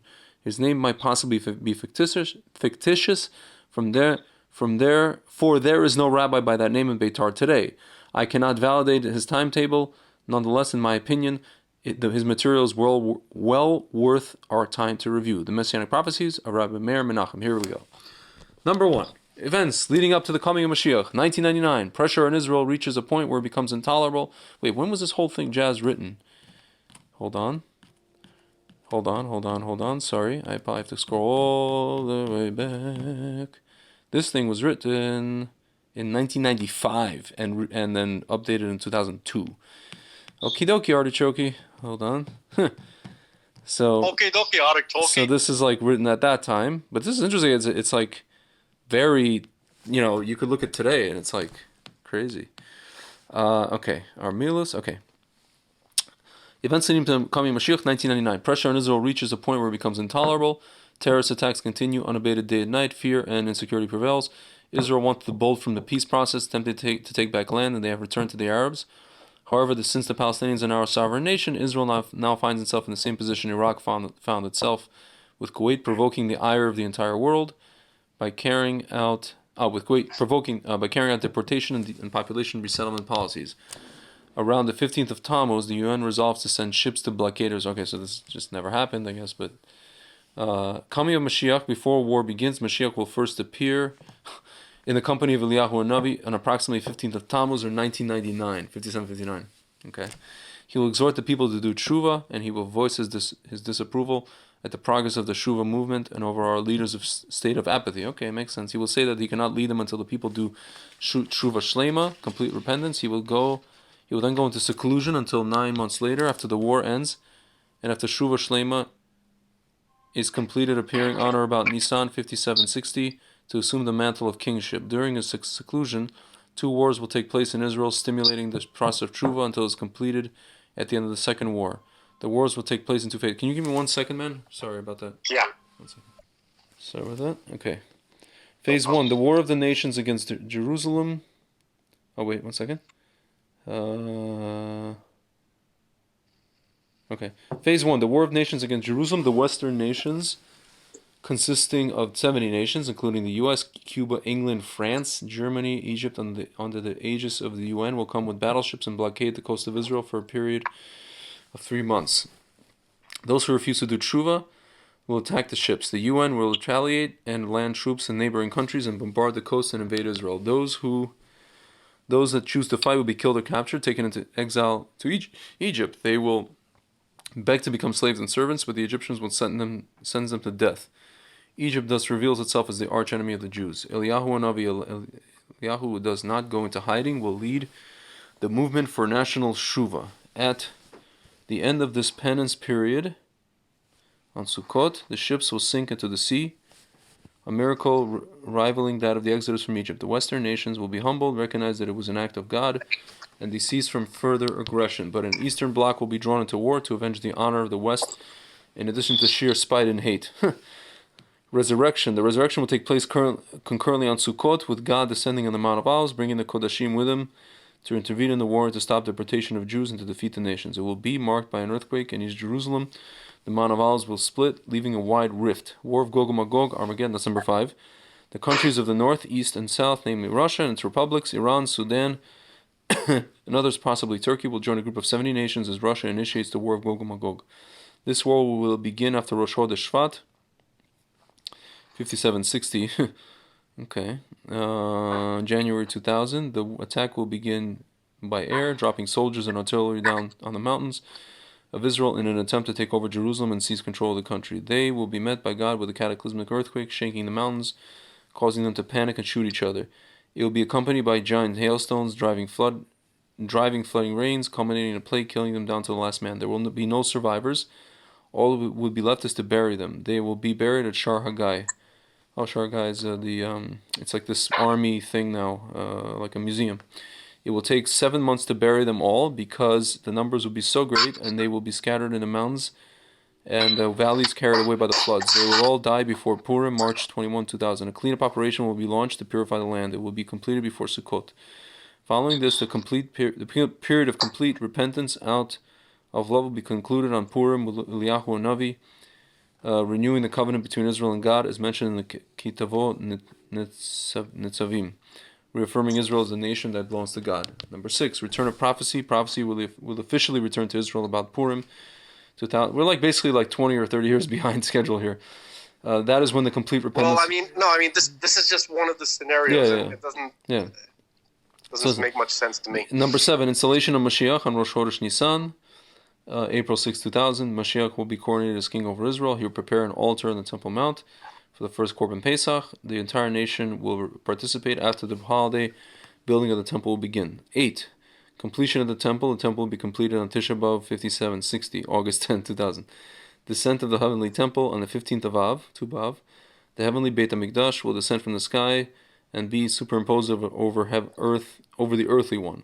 10, nations pay homage on Sukkot 5761, October 14th. All the nations who came against Israel in ships will have to appear in Jerusalem to celebrate Sukkot. If not, they will not have rain. Sukkot symbolizes God's umbrella of protection over Israel. The nations challenged God by going to war against Israel on Sukkot. God showed his hand. Also, the nations came to rain destruction, terror on Israel. Their reign will now depend on the recognition of God's providence. Here's the conclusion. The world around us is very strange. The definition of what is normal is changing rapidly and ever so drastically. This is written in 2002, 2002. Yeah. Our definitions of reality and fantasy are being challenged on an almost daily basis. The innovations in technology are mind-boggling. Who would have thought 100 years ago that we would have actually landed a man on the moon? Today, we don't even consider space travel to be anything special. Less than 30 years ago, the thought of being able to instantaneously hook up via home computer to people, classrooms, and libraries around the world was unheard of. Today, this is common. The revelation of all these new technologies are all part of God's greater plan for mankind. They are also fulfillment of the prophecy in the Holy Zohar, which spoke of God opening the gates of supernal wisdom. With all this new knowledge, we must be careful and even skeptical. We must test all new knowledge and weigh its value in light of proper moral considerations. Only in this way can we avoid danger of worshipping the discoveries of science and technology as man's ultimate salvation. While human sophistication has definitely grown, we are nonetheless still naive about a great many things. The holy rabbis and Kabbalists have always recognized man's limitations, understanding the world around him when he does not acknowledge the author of creation. With the recent advent of computer technology, the Torah been subject to the greatest of all scrutinies. Many still ask the age-old questions: is the Torah truly of divine origins?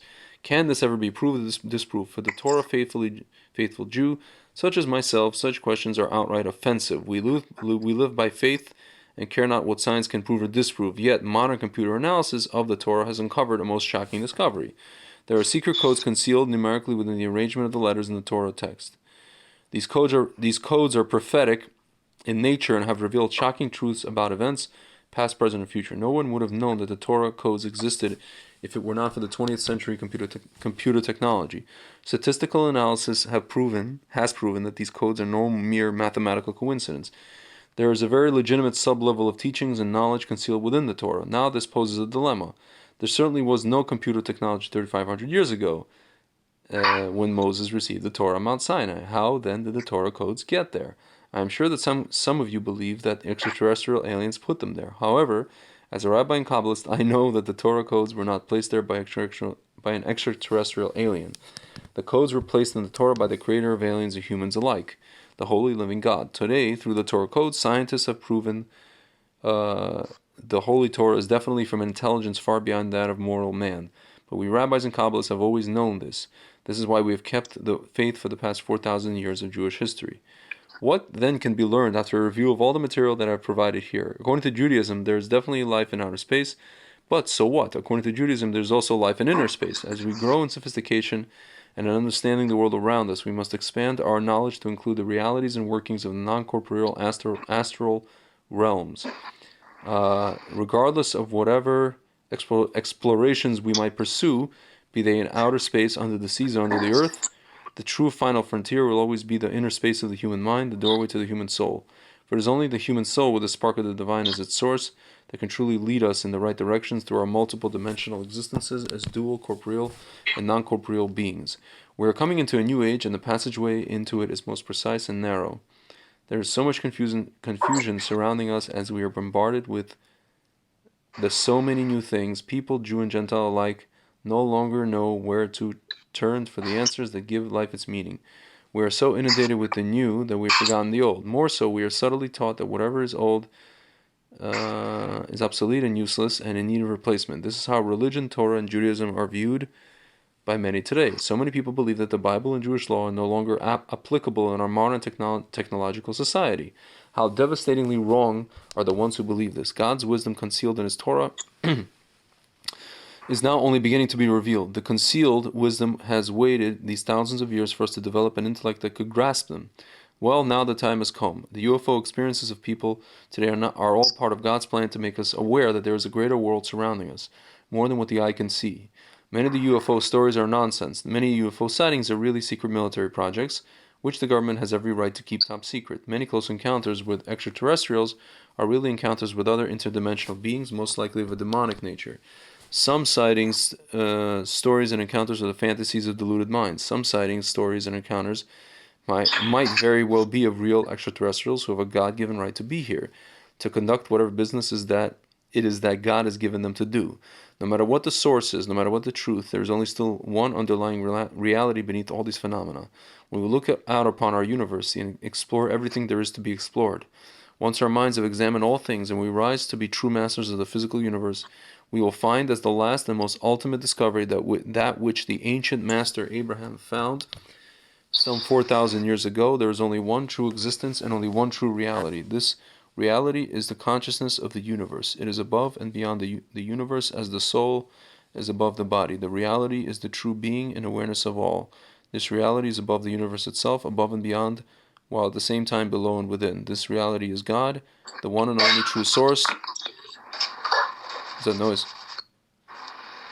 Hello? I'm sorry. I don't know. The reality is God, the one and only true source. God, who is never removed from us, no matter where we go. God, who is ever guiding our footsteps back to our true spiritual home. There is only one thing left to learn. King Solomon said it best, so with his words I shall conclude.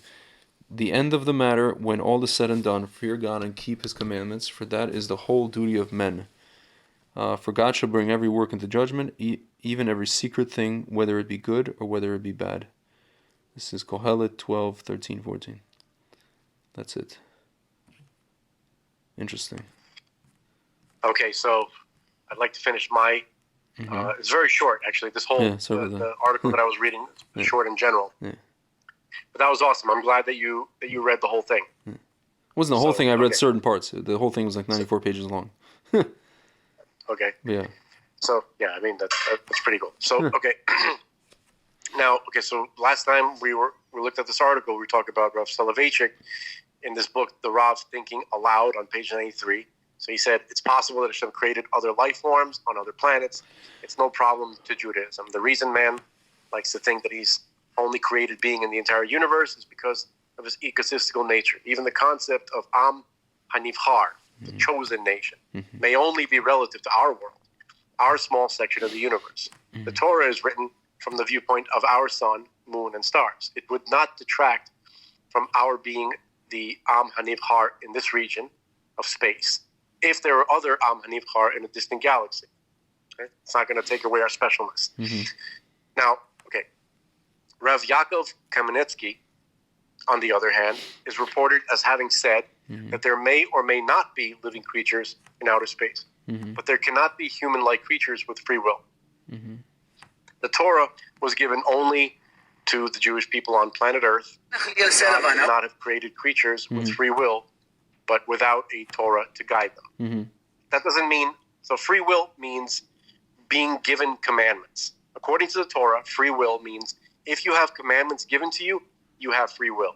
So you could be an intelligent race of beings that look exactly like us. You could be 1 billion years ahead of us in technology. If you were not given commandments by God, you do not have free will. That's basically, I learned that from other writings of Rabbi Ari Kaplan. Okay? Okay. Now, shortly after the first moon landing, the Lubavitcher Rebbe, Rabbi Menachem Mendel Schneerson, argued similarly. While acknowledging that there is support in Torah for the notion that life exists on other planets, he argued that life could not be intelligent or similar to human life. If they were, they would need Torah to guide them. That doesn't negate the fact that they might have Torah to guide them, by the way. They couldn't have the same Torah since it was only revealed on earth. They couldn't have a different Torah since there's only one truth. Therefore, while there might well be life somewhere else, it is not intelligent life similar to humans. Carefully worded statement. It could be intelligent life not similar to humans. So, do UFOs and extraterrestrial life exist? Maybe. But while we may be curious, how much of a difference would it really make to our lives? That's what this guy says. On the other hand, there are a group of people who live with us here on Earth, yet it feels like we are living on different planets. And there is something we can and must do about it. Okay, so he's going to start talking about leftist Jews. No, I'm not it. I don't feel like going down that road right now. Yeah, you can. I'd prefer not to, because I'd like to. Okay. I'd like to. This kind of topic is kind of refreshing. You know, it escapes from the mundane crap. You know, that boring. Yeah. See, this is not only is it a tragic reality that we live in, it's also boring. I hear. So it's just it's mind numbing. It's anyway. So I don't feel like getting into that. So So this is episode 39. Okay. Now I tried to do this with you before, but I have a graphic that I'm going to send you. Okay. And we're going to go through it together, and people who will follow us, they'll be able to follow along, because if you synchronize, then I have a feeling that they'll be able to follow along. 1 second. Just a minute. Please, I just want to respond quickly to a patient with a text message. I'm almost done now. Okay, done. Okay, now I'm gonna send you a graphic that I actually stole from Rabbi Moshe Armoni. I don't know if you heard of him. He's an Israeli rabbi. He teaches a lot of Arizal stuff online, and there's some English language videos that are translated. I don't know if he speaks English, but this is pretty cool. Rabbi Moshe Armoni. I want to give the credit where it's due. Yeah. Okay. So, just looking for it. Okay. Found it. Copy. Bear with us, please.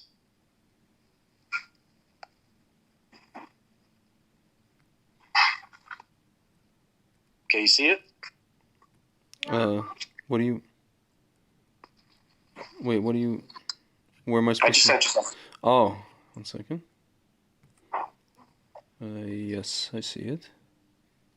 Yes. Okay, so this is actually important. This is more than just kind of playing around with numbers and being entertained. This is actually... This kind of falls into the whole point of existence. Okay, this is a way of praising God. One way of praising God is to do unifications. So when we look around, you're sitting in your room, you're looking around, you see a bunch of different stuff. There's a table, there's a chair, there's a shirt, there's a cat, there's a lamp, right? So it looks like a bunch of different stuff. It looks like a bunch of stuff that's not the same stuff. right? Like I'm sitting by the table right now, and question is, why do I look like I'm separated from the table, right? Like, so this is basically an illusion. It's an important illusion. It's an illusion that God wants to maintain because He wants to have a relationship with beings who have their own identity. Okay, who can choose to have a relationship with Him. Okay, that's the point of free will. However, the reality is that actually everything is completely unified, and one of the ways in which we have a relationship, we relate to God, is by examining things very, very closely and seeing how they actually really are only one thing. Even though before you examine it, it looks like two separate things. And that's true with literally everything, but we're going to focus on some fundamental Hebrew words and Torah ideas, and especially Shema Yisrael, Hashem Elokeinu, Hashem Echad. So, Hear, O Israel, the Lord, the Yud He Vav He, the Tetragrammaton, is our God, which means Elokeinu, our Elohim. Okay, let me say it again. Hear, O Israel, Yud He Vav He is our Elohim. Means He's our boss, our God. Yud He Vav He Echad is one. Okay? So that right there is the ultimate unification. That is that is a revolutionary statement. A statement that everything that you see around you is just Hashem. Okay, so now we're going to begin to prove that. Okay, and the number 39 is involved big time. Okay, so Greg, I'd like to bring your attention to the top right of this paper. Yeah. Okay, so you see Yud He Vav He, and you see the numbers on top of it. Okay, now these are the 4 iterations of the name Yud He Vav He. Okay, the famous name 72. You see that, right? Yeah. And then you have the famous name 63. And the name 45 and the name 52. So what does that mean? So for the folks at home, you have the letter Yud, the letter He, the letter Vav, and the letter He. So in Greek, that's called the Tetragrammaton. Okay, that's the 4-letter name of God. Okay, it's usually translated as Lord in the translations of the Bible. Okay, so now what some of the folks at home may not know is that each Hebrew letter has a name, because each Hebrew letter represents an entity. Okay, and just like I'm an entity, and my name is Frank or Ephraim, right? So the letters are an entity, and they also have these characteristics that they have. One of them is a name. That name has a spelling. Okay, so so the first letter of Yud is Yud Vav. So the first letter in this name of God is Yud. Yud has a spelling. It's spelled Yud Vav Dalet. Okay, Hey, the letter Hey is special. They're all special, but this is it's special in the sense that it has 3 different ways of spelling it. Okay, because each way of spelling it corresponds to the world in which it corresponds to. There are 4 worlds. Okay, and the Heys are spelled differently depending on what world you're from, or where you're located. Okay. And Vav has the same properties. Vav also has 3 ways of spelling it. Okay, so out of the 4 letters in this word, this name of God, 3 of them have 3 ways of spelling them. Okay, so if you talk about permutations and stuff like that, that's why we have 4 different versions of this name. Okay, so Greg, can I bring your attention back to the text? Let's go to the top where the name 72 is. You see that? 1 second. Yes. I'm looking. Okay. So this is how you get to 72, because it's spelled Yud Vav Dalet, Hey Yud, Vav, Yud Vav, and Hey Yud. So you see when you add them all up, that's 72. Okay, that's the gematria of the. It's called the Milui in Hebrew. You guys are going to have to look that up. Milui. Okay. And that's the name that God uses to create the world of Atzilut. Okay. Now, the next one is the name 63. As you can see, Greg, Yud Vav Dalet, right? Hey Yud. That's the same as before. But this time we have Vav Aleph Vav rather than Vav Yud Vav. Okay. And then again we have Hey Yud at the end. Okay.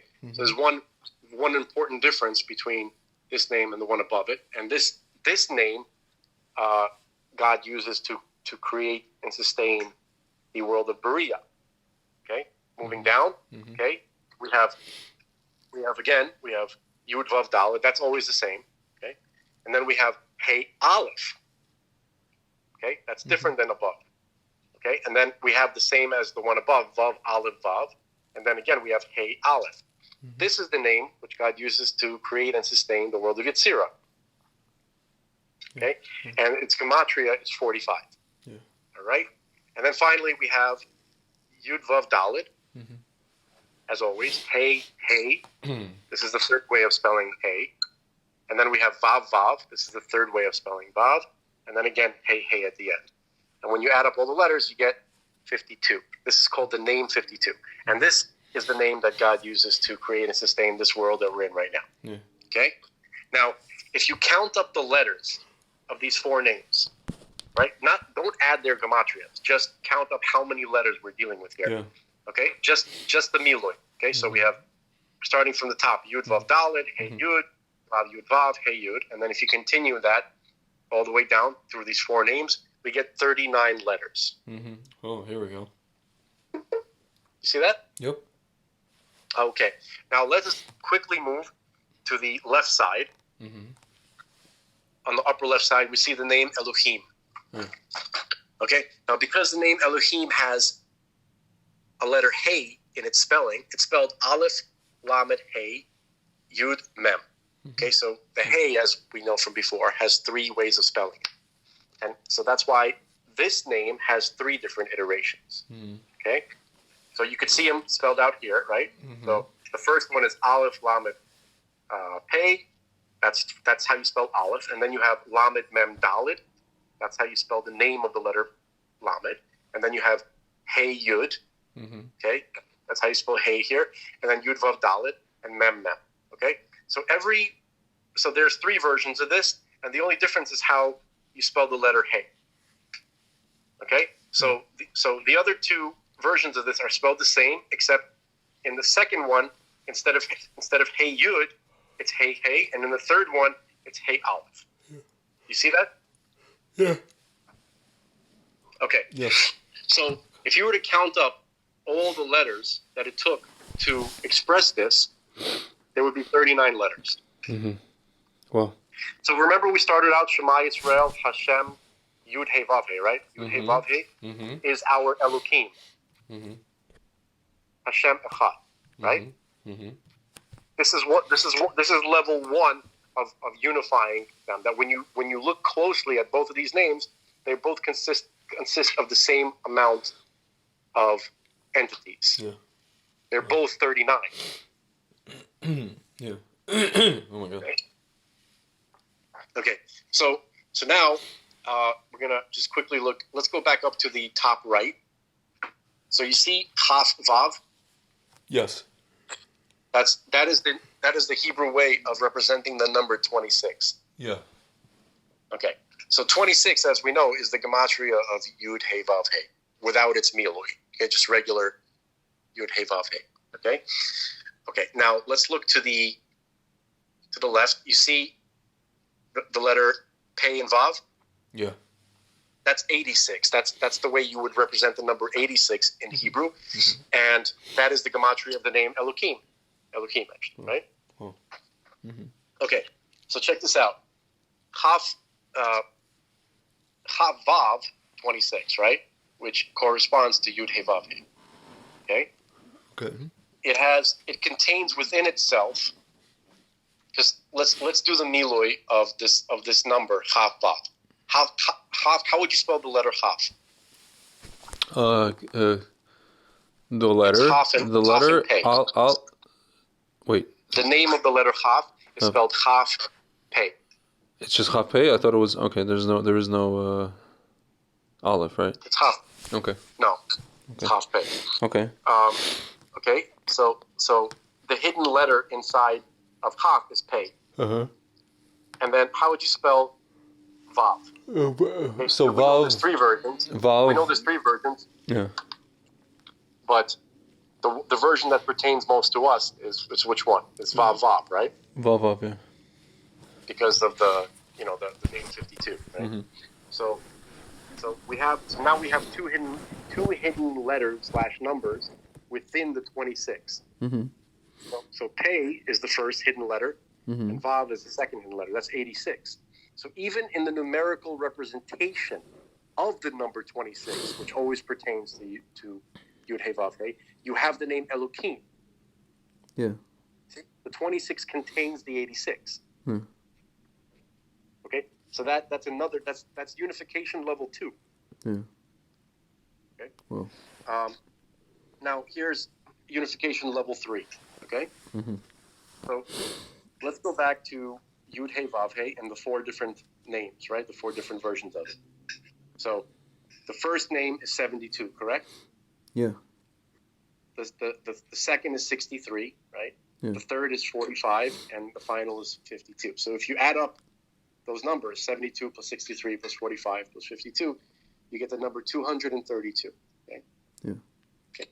Now let's go to the Elohim on the other side, right? So there's 3 iterations of Elohim. So the first one is Gematria 300. Okay. The second is 295, and then the last one is 291. Okay. So the total of that for Elohim is 886. Okay. Yeah. So when you add up the 886 from Elohim that we just saw with the 232 from Yud Hey Vav Hey that we just calculated, mm-hmm. you get the number 1,118. So that's 1118. Mm-hmm. Okay? 1118 is the gematria of the entire phrase Shema Yisrael, Hashem Elokeinu, Hashem Echad. Yeah. That's unification level 3. Yeah. Okay? Mm-hmm. But this is episode 39. Mm-hmm. So we have to talk a little bit more about that before we let the folks at home go. What do you know about 39? Well, I mean, it's 39 melachot. Yeah.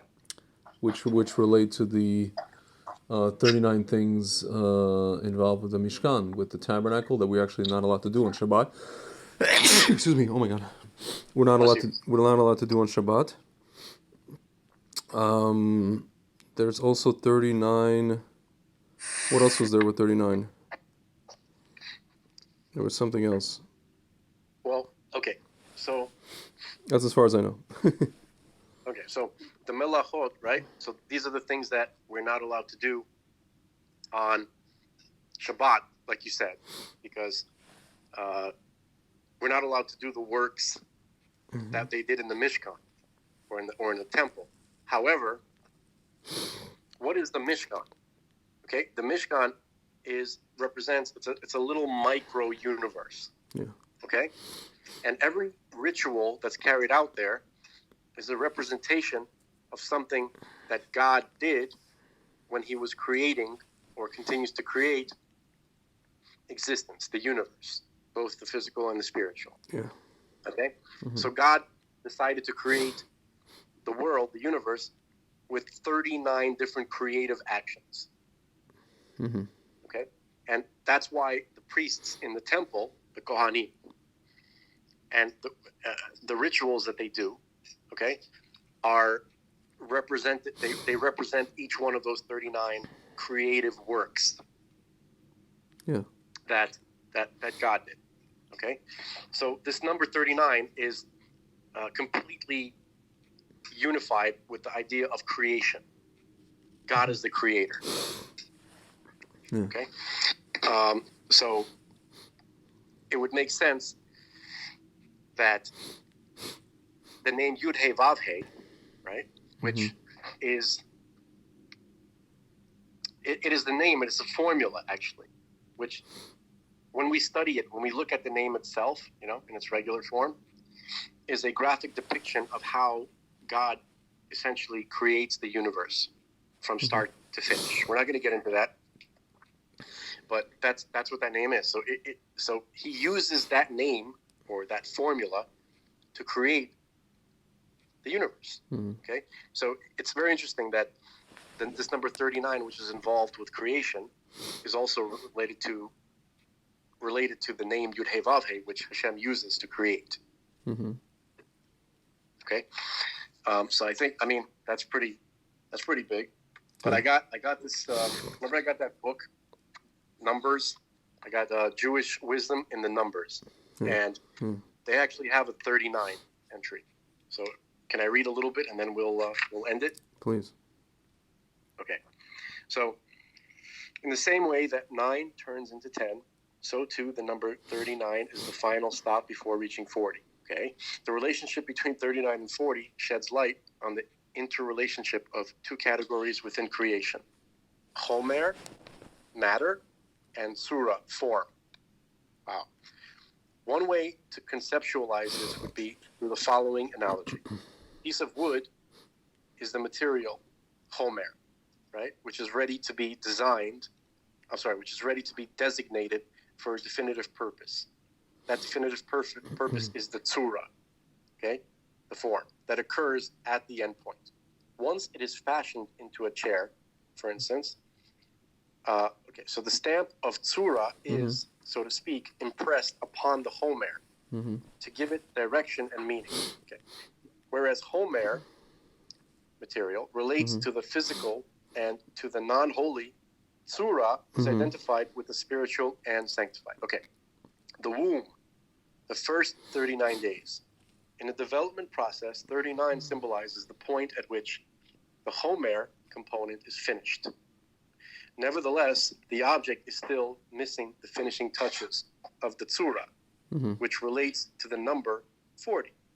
So to give it form, right? So that it will assume an identity and a defined objective.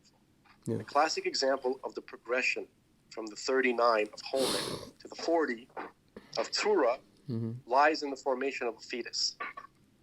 Okay, the material development of its Homer component is fashioned in the womb during the first 39 days from conception. Nevertheless, the final spiritual imprint, its Tzura form, is imprinted on the 40th day. Now the embryo has reached a vital stage in its development such that it is now halachically classified as a child. Okay? So the Tzura, in a way, is basically when the child gets some aspect of its consciousness, where it's fully invested in the world.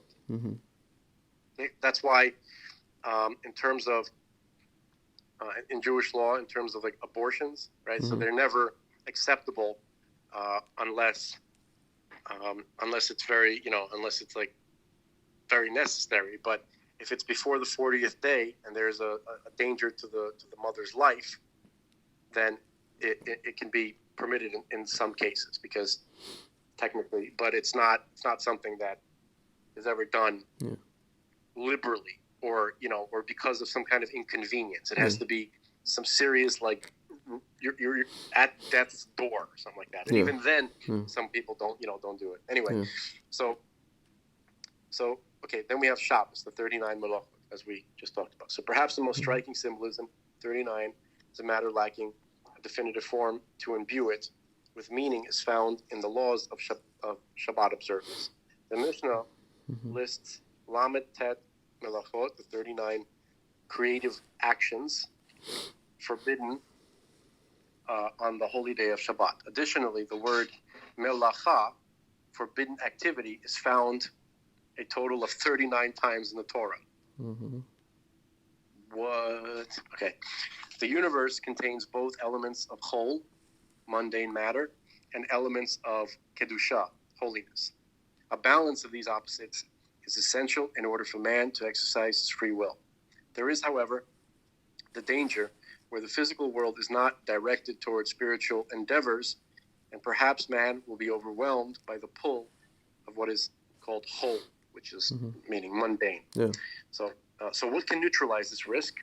Man is caught up in the physical world from which he cannot totally escape. God therefore arranged that a Jew would be enveloped in special days of additional Kedusha. With the weekly arrival of Shabbat Kodesh, the holy Sabbath day. Okay, so it is on Shabbat that a Jew attains a sanctified state through his non-performance of the 39 melachot.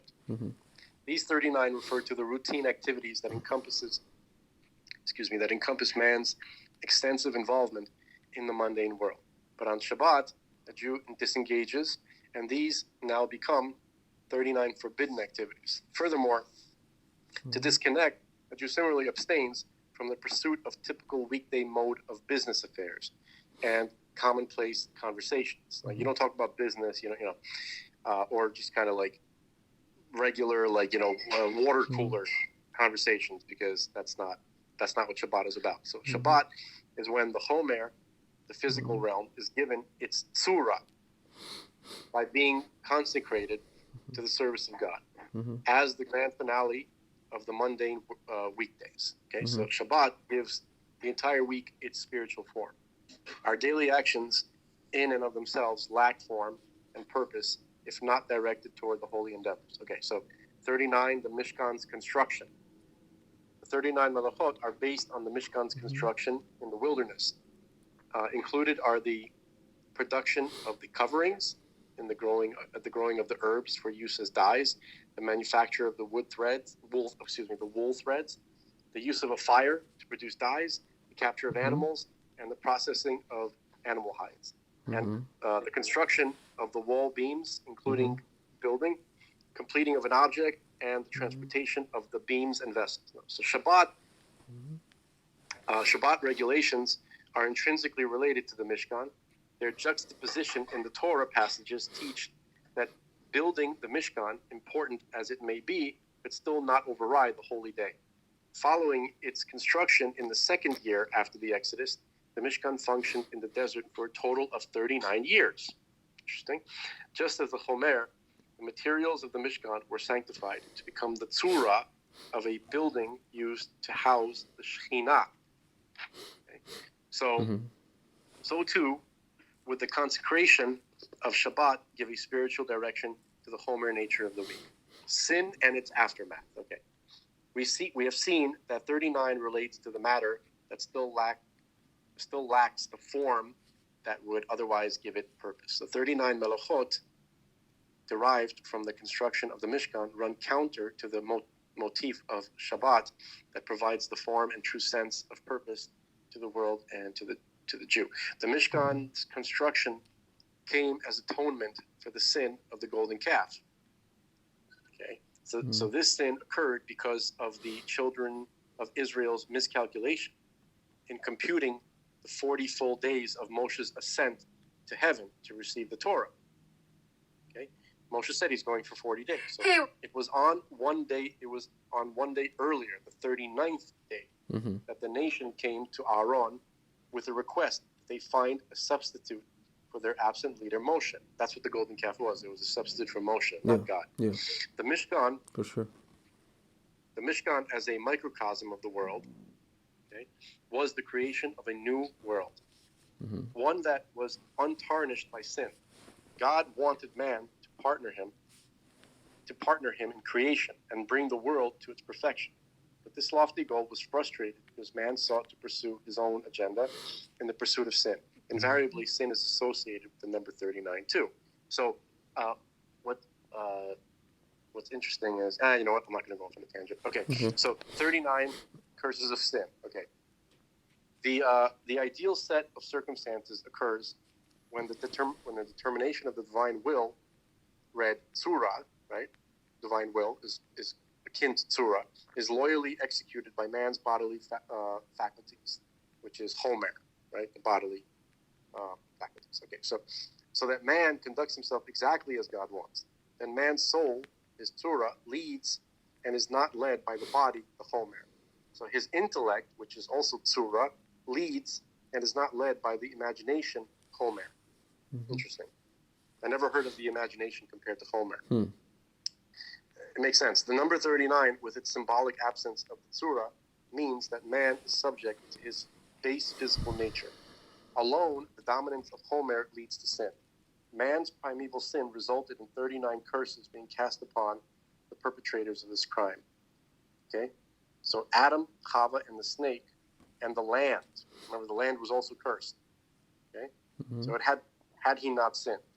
Okay? So again, man's primeval sin resulted in 39 curses being cast upon perpetrators of this crime, which were Adam, Chava, the snake, and the land. Mm-hmm. Had he not sinned, Adam would have sanctified the universe by giving the Homer of the world its tzura, its form, in divine service by welcoming in the Shabbat day. The blessing of Shabbat, which is the opposite of the curses of the sin, would successfully have completed creation, okay? Impressing upon it a tzura identity. Instead, the resultant sin witnessed the world's descent into materialism. Conceptually, the 39 curses are the byproduct of the 39 melachot of weekly activities when not brought back to godliness. Now, hold on 1 second. Okay, now comes the last paragraph, okay? The makot, 39 lashes. Okay, one who contaminates his soul in sin is deserving of the retribution of malkot, lashes. Okay, malkut, I'm sorry. Also called makot, smiting. That was administered 39 times. The punishment of lashes was given for transgressing certain negative commandments and was administered using a quadrupled calfskin scourge. Ouch. The maximum number of lashes was 39. In some respects, Malchus constitutes a substitute for the death sentence, despite the Torah explicitly stating that the sinner be subjugated to 40 lashes. The rabbis legislated that the total number was to be 39. If the Torah explicitly states 40, why would the actual number administered be a total of only 39? Okay, good question. And if 39 was the suitable number, why did the Torah state 40? Also a good question. Symbolically, the 40 lashes were intended to punish the sinner.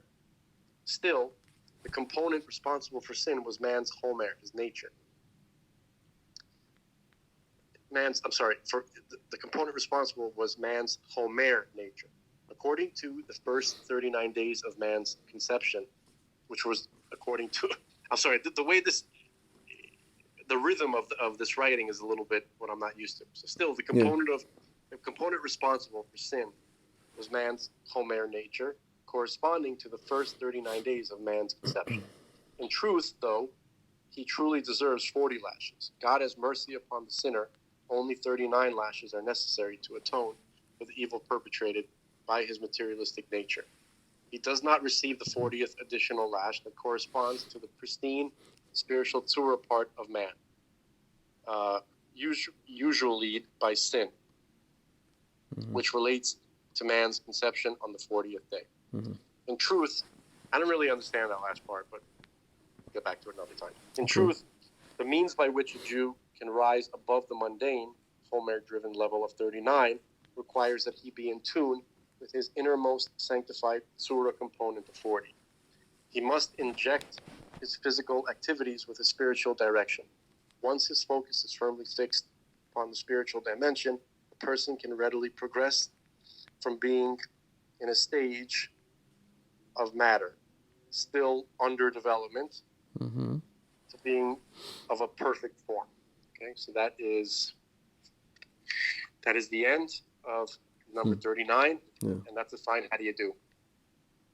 Crazy. It's a crazy, man. This was a very article dense episode. Yeah. Listen, but I think 39 is big, man. 39 is big. We filled it with Torah. We filled it with important things. This week is big. Today is Yud Shvat. I mean, we started this episode while it was still Yud Shvat. Of course, we have to behave ourselves. Dude. DARPA confirmed your brother's treatment. I am going to repeat. A Marine from or DARPA, DARPA confirmed your brother's treatment. This is not, I don't know. If you want to accuse DARPA of misinformation, And they not only confirmed his treatment, they said that the schmexines are basically not very good for people. A lot of, it's amazing that a report from DARPA has to come out to confirm what is plainly seen. With our lying eyes. Right? Yeah. I was literally in my mind with the lying eyes. It's just amazing, like how these people are still. There's people that are still denying this. They're still just like they believe the media hook, line, and freaking sinker. It's just like I don't know how that's even how is that even possible for people to believe the media? I don't get it. They're like regurgitators, Yeah,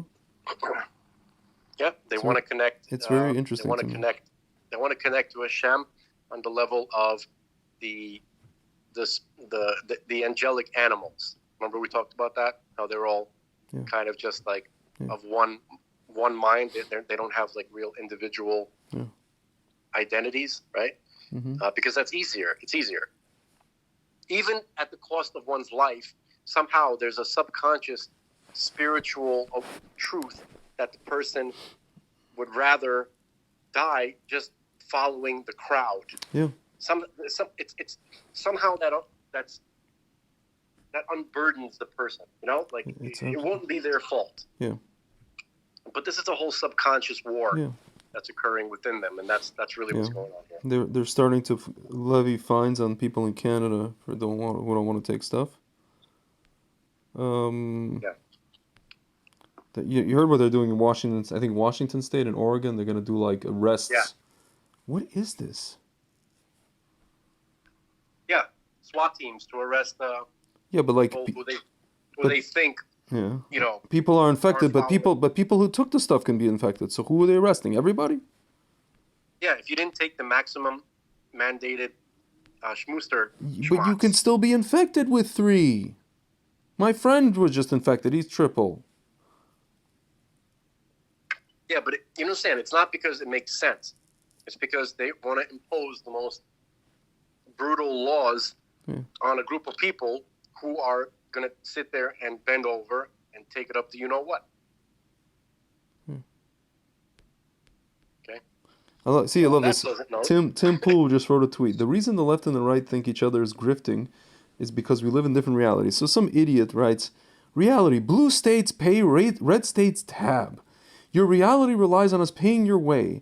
And when you're being taken out to eat every night and all you do is complain about everything, it is a bit of a gift, sure, agreed. What? Yet everything is grown, warehoused or assembled in red states, counties. 80% of the U.S. military is mustered out of red states. Most of the power on the grid is generated in red or purple states. Right, that's what I was saying. That's what I was saying from the beginning. People who were scared from the mandates. Oh, they're going to use the Shmarmy and the Marines and the Shmavy and the Shmer Force to come and force you to do this. Okay? No, they're not, because who are they going to get to do this? Yeah. Them and what Shmarmy? Yeah, exactly. Look at this. January 23rd at noon, truckers are parking their trucks. January when? 23rd at noon. Okay, I've seen this before. Yeah, I'd like to actually see this happen. Same, yeah.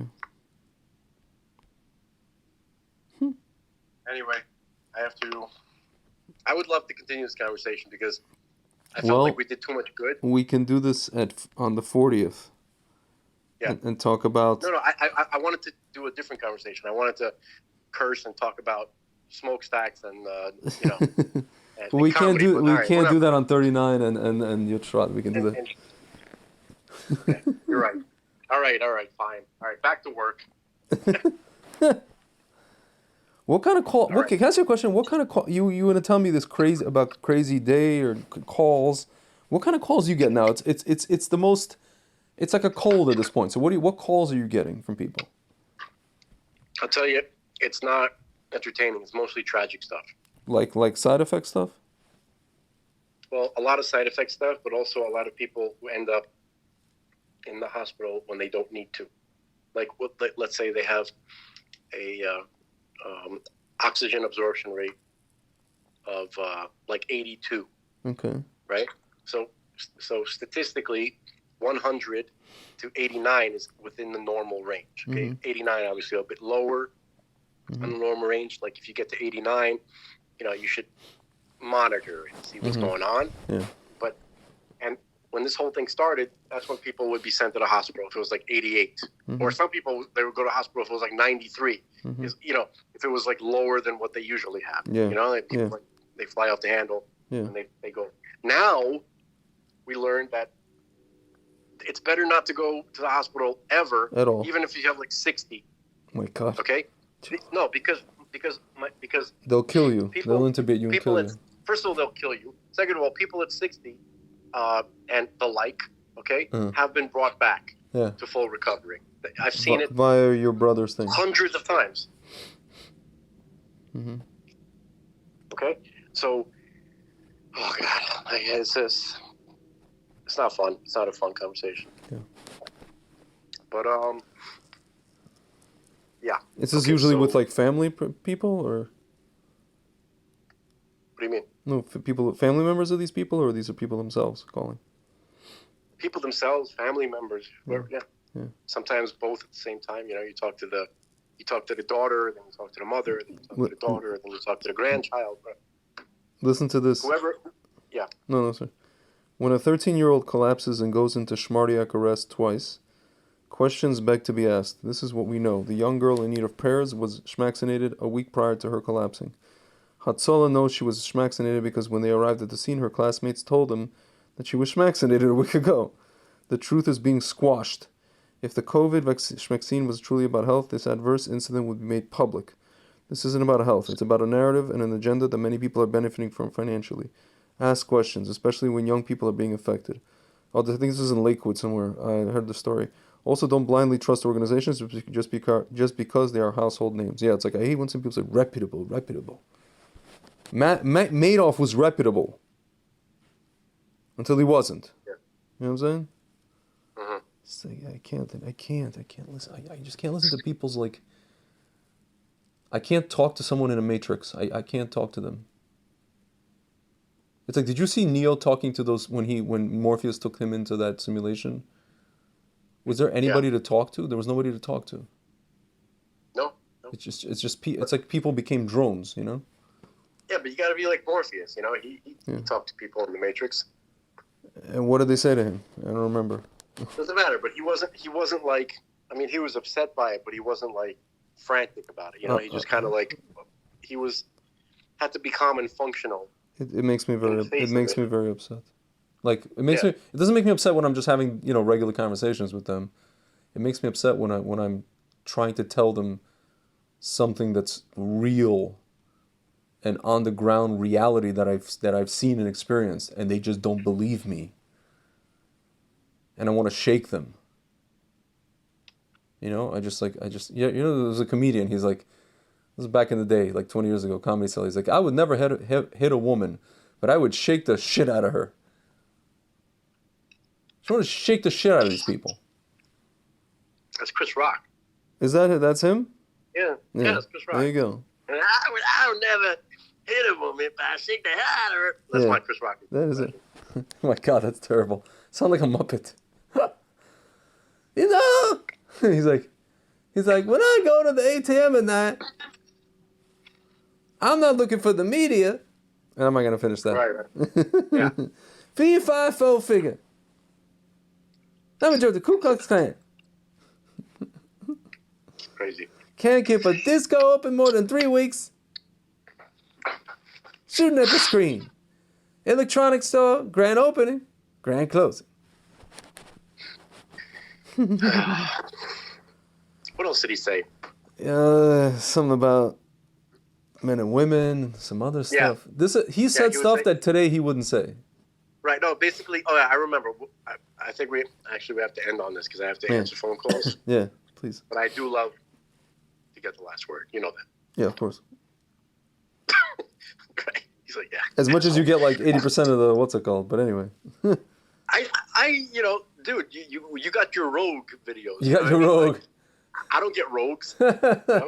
Yo, you want a rogue? You can take a rogue. Just make a rogue and I'll post it. Rogue. That's the thing. I wouldn't know. I'd freeze up. I'd be like, ribbit. I can't. I'd become the WB frog. Yeah. Yeah. That's how I used to be, but then I un-WB'd myself.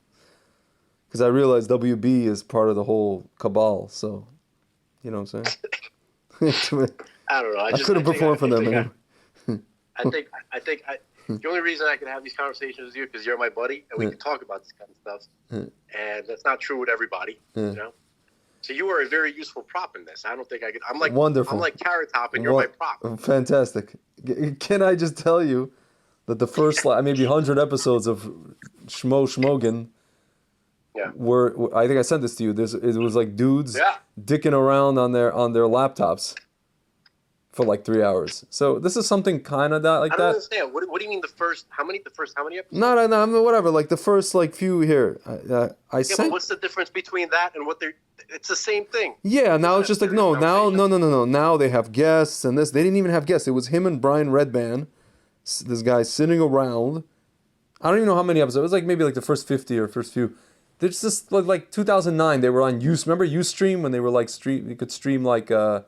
They would stream like the Arab Spring on there. People were like, this is before like Twitter, Ustream, like live streaming. I think I remember that. Whatever, it was like one of those live streams. There was like Periscope, one of those. So they had a thing on Ustream. I actually remember this way in the beginning, 2009. They would just sit there with this Brian Redban guy and just like be on laptops and research like UFO stuff and whatever it was, and just like talk for hours. I'm starting to think that Schmogan would have me on quicker than because at least he likes to talk about UFOs. Yeah, then your brother. Yeah.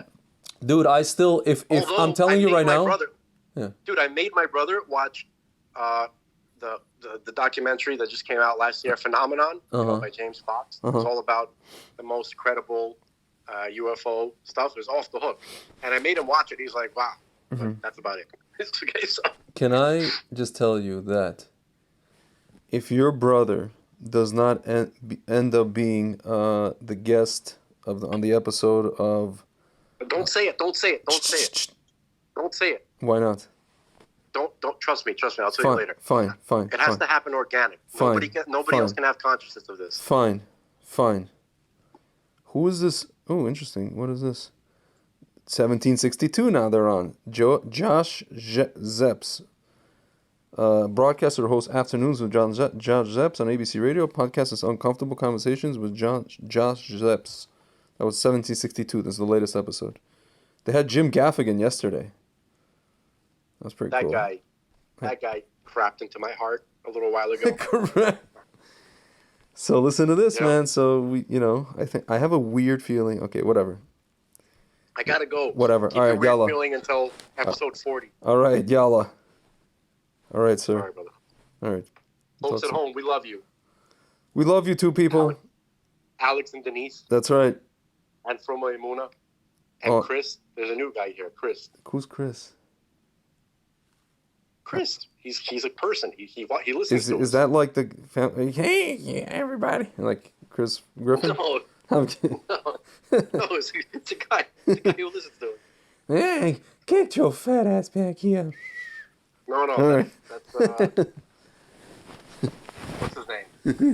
No, Chris is Peter's son, but that's not that guy. What was that guy's name? Herbert the pervert. I want some popsicles in my basement. Hey. Oh. It's crazy. That's just nutty. All right. Anyway. All right. Later, man. All right. Peace.